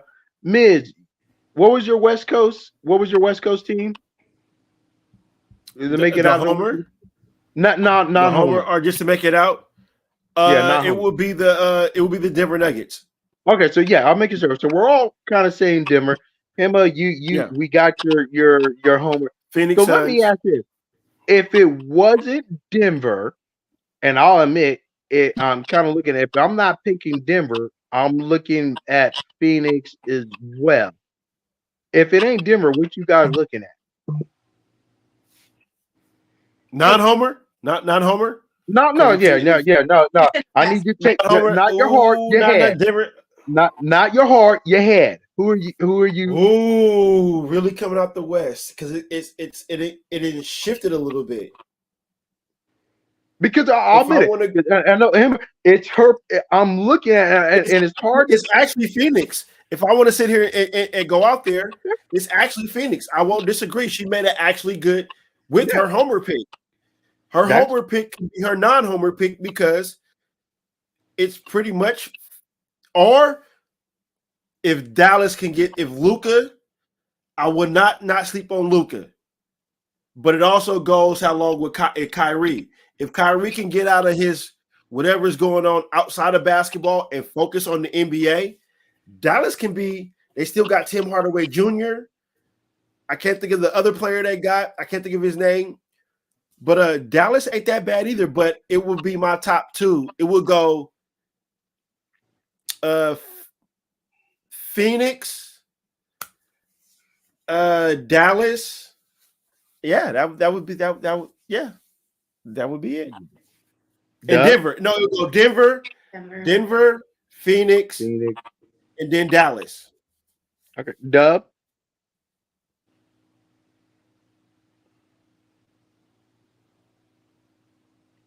I'll tell you who I'm not picking. He ain't picking Denver.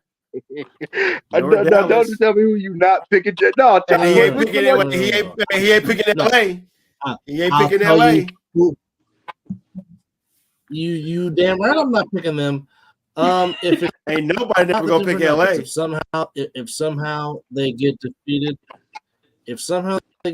and they get an upset pulled by a team, Phoenix can definitely do it because again, how are you going to counter that scoring trio that possibly can be with Beal, Book, and KD? Again, you ain't seen a scoring trio like that since Run TMC with Mitch, Chris, and Tim. And unfortunately, they only played for 2 seasons. Lord knows what could have been and if they could have kept them together. And it was fantastic to watch. But again, it all comes down to your depth and your bench. Because I know for a fact, Phoenix wants revenge on Dallas because the last 2 years, Dallas has ended their season. And I know Phoenix is getting tired of getting embarrassed by Dallas. So Phoenix is out for blood when it comes to the Dallas Mavericks. That I think we all can agree with. Again, depending and the pinpoint one Mizzle said, which Uncle Drew you going to get? Are you going to get the focused Uncle Drew that wants to play basketball? Because we know who Luka Doncic is. Luka Doncic was doing this against a grown man, so it's not that Luka's been doing this in the NBA since he got here, which he was basically saying it was more competition against the people I play with than it is here in the NBA. It's when you're saying easy something in America. like that, that's pretty ballsy. Easy. That's what basically he's saying. The NBA ain't shit. Yeah, the NBA ain't shit because, like, he's basically like Jokic. I can walk in here with my eyes closed and get a triple double like the Jokic. Like I wake up out of my sleep pissing triple double. Easy. So on my end, because here's my thing with the team that plays it. Go ahead, Emma. Go ahead. Oh no, I'm so sorry. I didn't know that you were like still going. Go ahead. No. Go ahead. No. Sweetheart, go ahead. Floor's yours. Go ahead. Floor's yours. Because I picked the Phoenix Suns, I'm gonna go with Denver. And obviously it's because of Joker. But you know what? The last couple of years, or 2 years ago when they went against Phoenix, Phoenix didn't have a center.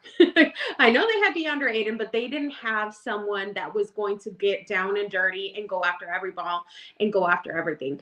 If Nurkic can stay healthy, then I think that, he has, Joker has somebody to stand up to. And again, the team is much more complete. And more than anything, bringing up your point, what they have is hunger. They've been embarrassed the last 3 years. And not only them, but they know we have been embarrassed as well. Because to me, it's embarrassing that they went so far just to lose it all. So I definitely think that Booker is going to do his thing against, Luka. And I think that that's not going to stand in our way. But if it's not Phoenix, I'm going to give it to Denver.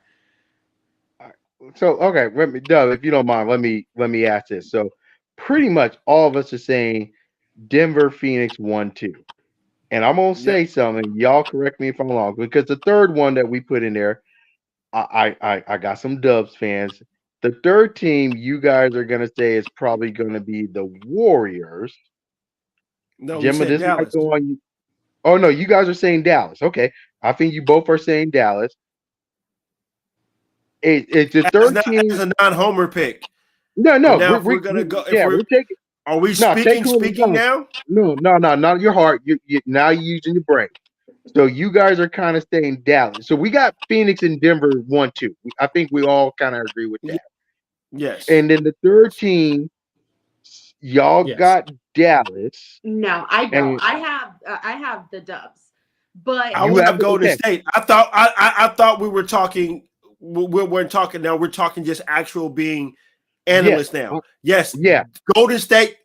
Yes, of course. Golden State will be my after that. Dub, I'm agree with him. I got two.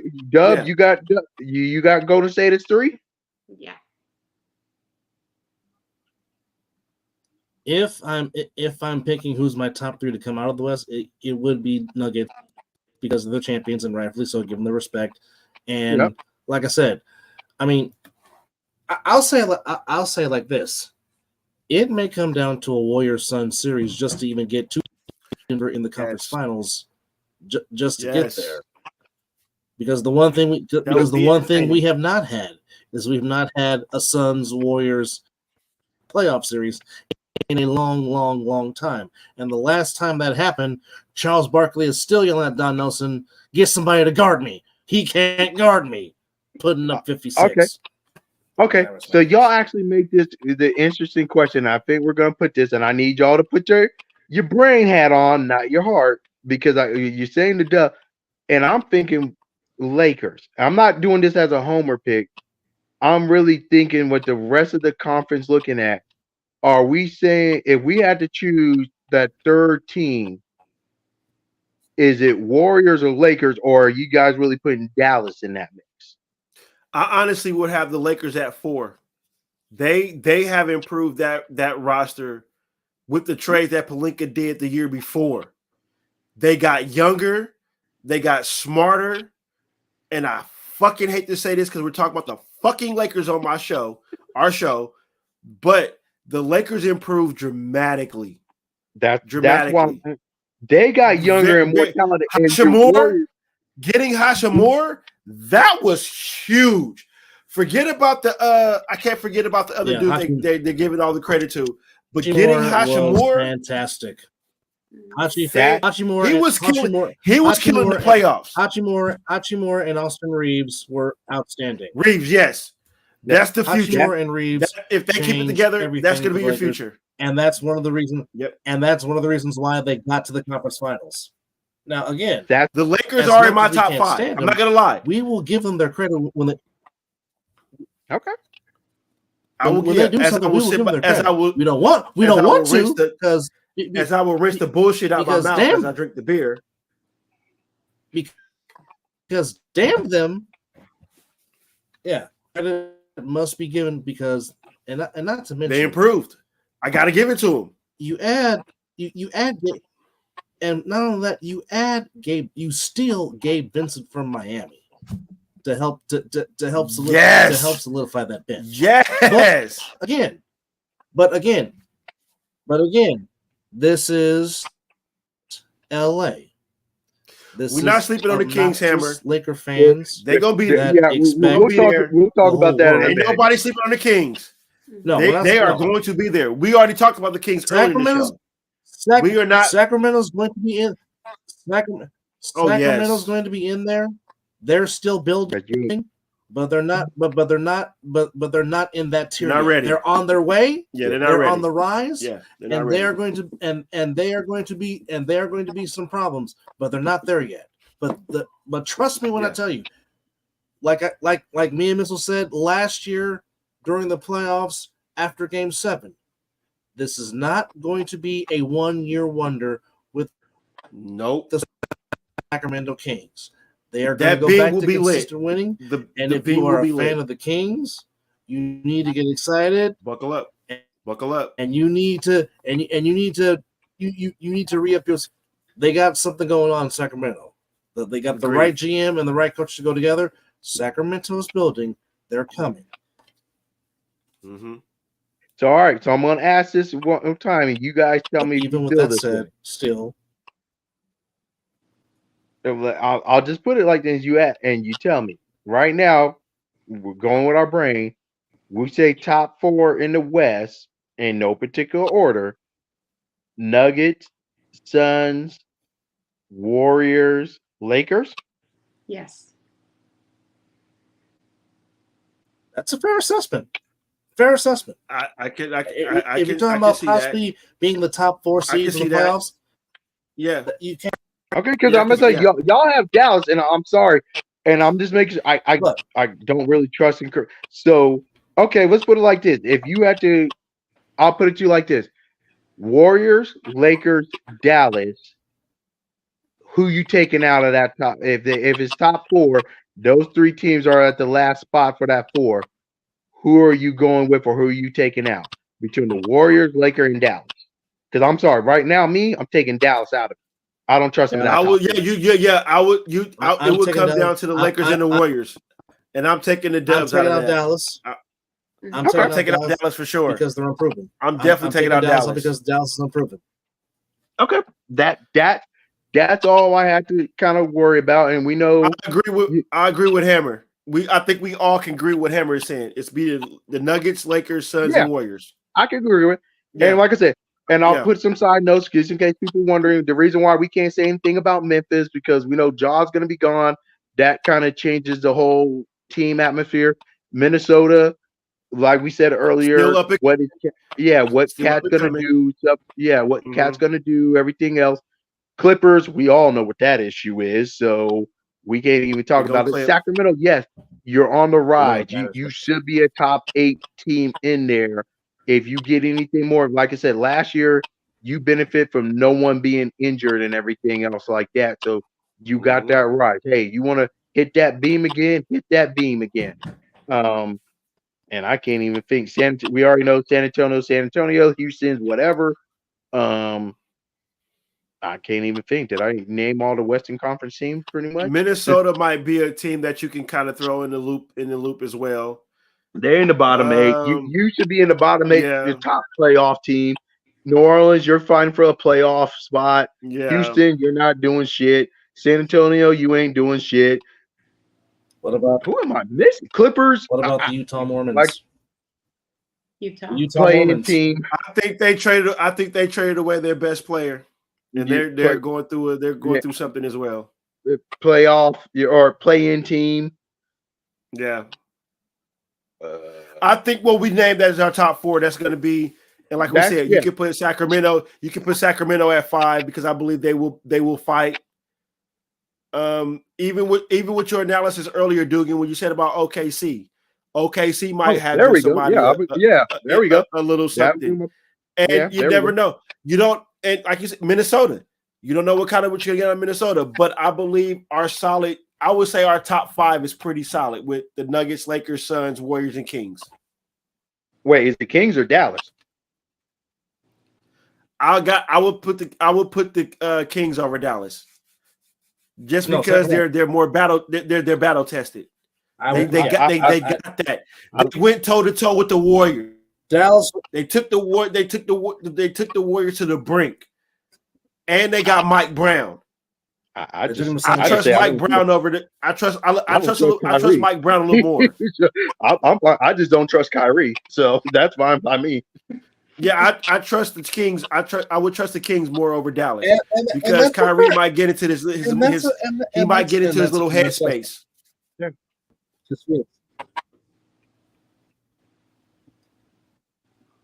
All right. Oh yeah, I got it. I ain't worried about the East. Yeah. Well, yeah, we know the East. Yeah, that's always the softest division. Wait, I'll put it. Let me put a little thing in. Get you into the playoffs. Yeah, it'll be very interesting what Ben Simmons does.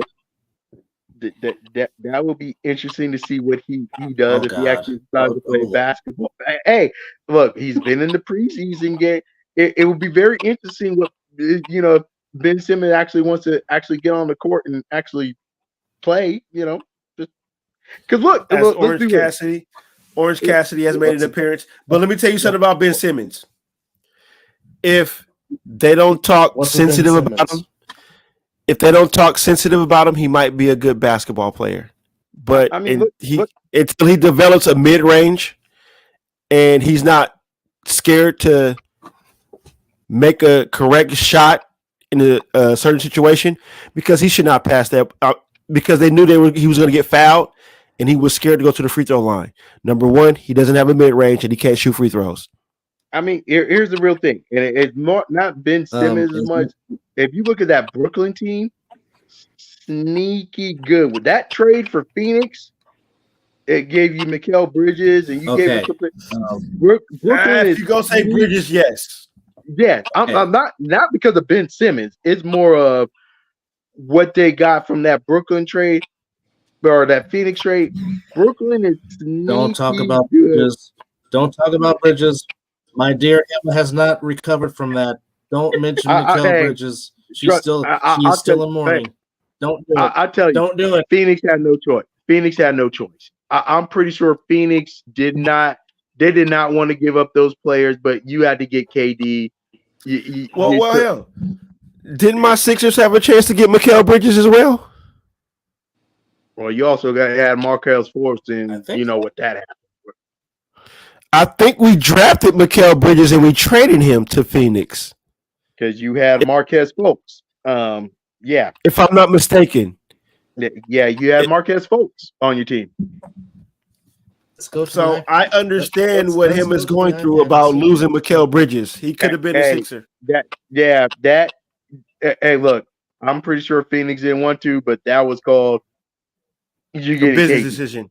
Yeah, that was a business decision. Yeah, that was a business decision. That skill weighed on KD real well.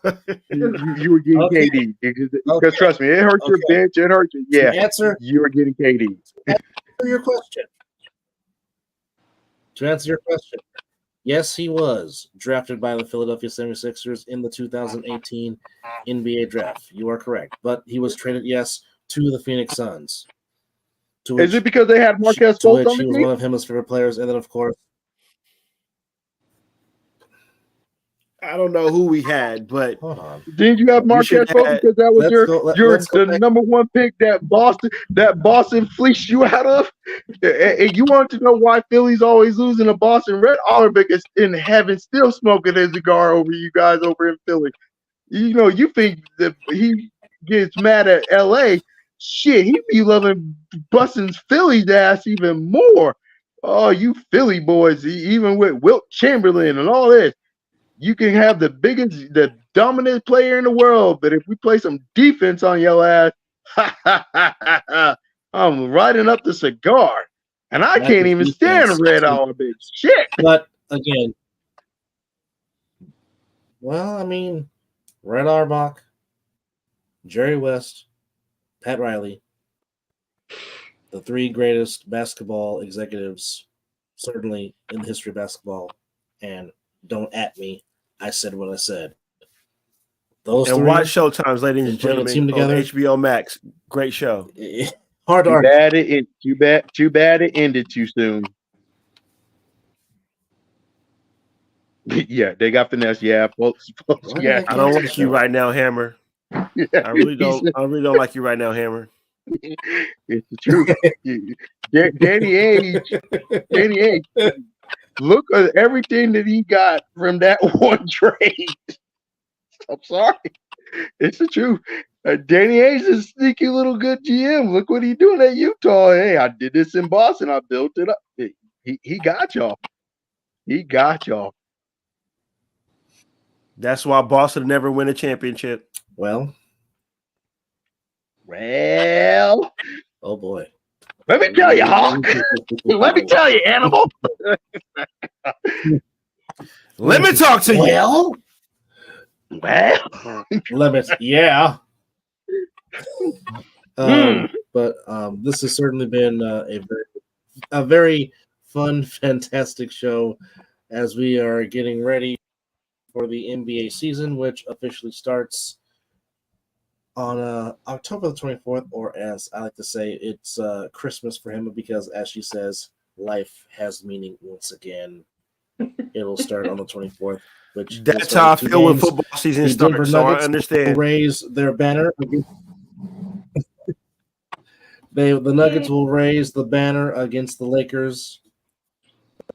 That'll be the first game, and Hema, I love you, but it's war at 7:00 when your Suns and my Warriors meet in the city by the bay in San Francisco. So, opening tip, the 24th on Tuesday, Lakers Nuggets.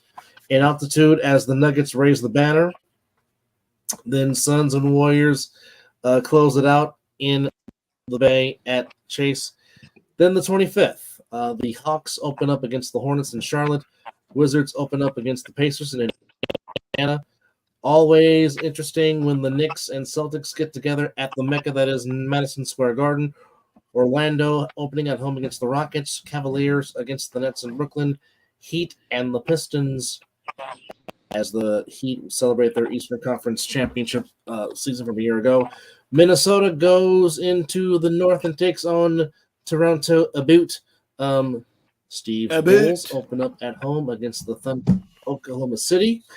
Memphis takes on the Pelicans, and the Sacramento Kings open their season in Utah, and the San Antonio Spurs, the Wemba era begins against the Dallas Mavericks, and to close out on Wednesday, it'll be the Clippers and Trailblazers, and then on Thursday, the TNT doubleheader, Mizzle's beloved 76ers, it's a doozy. They deal with the Bucks, so they get Giannis and Dame right away to start the season, and in this case, I will be him as ally as the Suns take on the Lakers in Los Angeles. Beat LA. Yes. And Friday, 11 games in. Pistons, Hornets, Nuggets, Grizzlies, Hawks, Knicks, Heat, Celtics on ESPN, Cavaliers, Thunder, Bulls, Raptors, Spurs, Rockets, Nets, Mavericks, Clippers, Jazz, Orlando, Portland, and the other ESPN game to close out Friday night, Kings, Warriors in the Capitol in Sacramento. Saturday on the 28th, Bulls, Pistons, Wizards, Grizzlies, Pelicans, Knicks, Pacers, Cavaliers, Philly and Toronto, Miami, Minnesota, Suns at home against the Jazz. And then on Sunday, 6 games, Nuggets, Thunder, Rockets, Warriors, Hawks, Bucks, Philly and Portland, Clippers and Spurs, Kings, Lakers in LA. And that is your opening week. Hey, no, don't worry. All we waiting for is the TNT crew. That's all we waiting for. Likes to call it Christmas. All we waiting for is the TNT crew to watch inside the NBA. Half these games we ain't caring about. We just want to hear Chuck, Charles, Chuck, Kenny, and Shaq have some fun with Ernie trying to mitigate. That's all we waiting for. The TNT crew, because we miss y'all. Y'all the best thing talking with sports. First take, you're good, but no, we need the inside the NBA. Look at me, Chuck. That's what we waiting for. The inside crew. Fuck Look some at of me, these okay. damn games. We just want y'all damn highlights. Well, I'll say this: the That's NBA, just I mean the terrible. NBA on That's ESPN, terrible. their That's announced crew got a terrible. lot better too. That's terrible. Well, what they fired half their people, so Well, I don't even Well, know yeah, who's on this. but their staff now. What they got: Doc Rivers, I believe, is it Doris Burke, well, hey, and hey. I am all for Doris Burke being promoted to the A team because Doris Burke has been Yes. at a high level for many Yeah, years. Tremendous. I love Doris Burke. I'm Tremendous. glad of the fact that She's amazing. I'm actually happy with the fact that she actually does the NBA Finals this year. Hopefully, Glenn will have his voice because it's not Blake's fault. It's not his fault. It's not his fault. Hopefully, Well, he he'll ain't have his talking that voice much for a full anymore. season. Of course. Always love it when Dr. Hubie Brown is doing a broadcast because you always learn something about basketball from the great Hubie Brown. So I'm excited about that. Yes, the world is always better when Shaq and Charles Barkley go back and forth at one another, and whenever Yes. Shaq tries to run to the picture screen, he always falls down and runs into a Hey, Christmas we tree. gotta give Kenny some Yes. credit. Kenny got to manage that as well. Kenny up in there. We got to get Kenny. This has really been it's been one of the funnest 3 years. It's been one of the funnest NBA shows we have done in our 3-year history of this show. Special thanks to Hammer for hanging out with us throughout the whole show. We appreciate it. Yes. Special thanks to Will Franklin for checking in, and my producer Yes. on the other side of the ball that you can catch on YouTube. Nick Blaze, my producer. It's my producer, man. Of course, special thanks to always Steve for always coming on, being one of our biggest supporters of the show, and my dear precious friend Miss Hema. Finally got you on the show to You're welcome to come on the show anytime. And anytime. You, my dear, the door is always open. Okay. Always. So do not hesitate. Special shout out to my wife who was making some side comments that y'all heard. That I didn't think y'all would hear, but you made some comments. Yes. Mrs. Dogan, welcome to the show. Thank you for being with the chuckles and the laughs. We appreciate it. This is what we love about a live show. Okay. Now, before She said it was a pleasure. If y'all didn't hear, but I'm pretty sure y'all did. Here's the chance to promote your bakery because you do know how to bake. So Emma, go ahead and promote your bakery on the show. So if people want to buy some cakes or cookies and whatnot, here's your chance to plug in your bakery. Go ahead, my dear. So go and follow me. I am on Instagram. It's Gems Sweets. So it's going to be Gems_Sweets. And I do all kinds of custom baked goods and especially like designer, especially custom cookies. I'm acting like I'm Chanel or something, but yeah, definitely put all of the passion that I put into basketball, I put into the cookies as well. So awesome. Spectacular. Sweet. Yep. I want a 7-Up cake. Well, not only so in the background, if Mrs. Dugan can still hear us, throw out your nail shop stuff, lady. Go ahead. Promote Janine Nails. Go for it. Hold up. I'm gonna do. Oh, she don't want to be on camera with you. Janine Dogan _nail design at Janine Dogan _nail design on Instagram. There we go. Yes, indeed. She'll hook you up if you need it done, ladies. So if you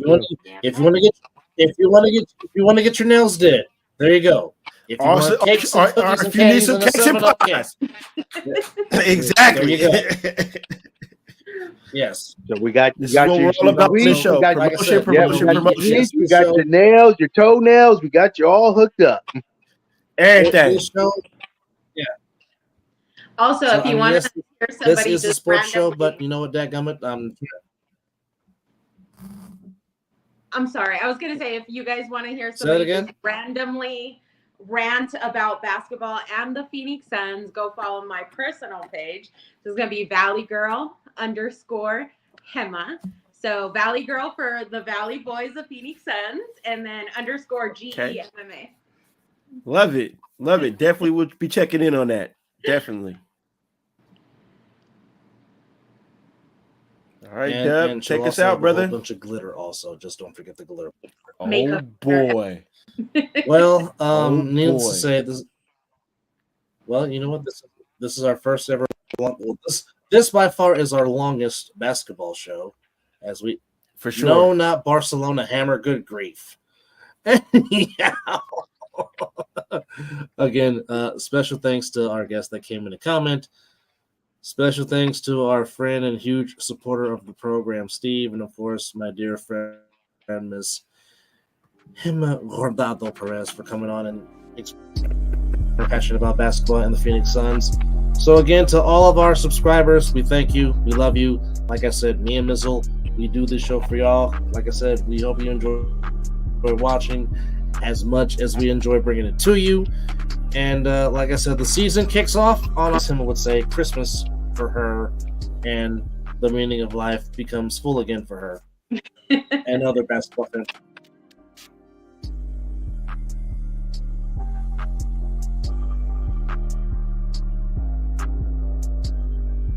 You say watch it. And as always, it's 12 o'clock. Some damn where.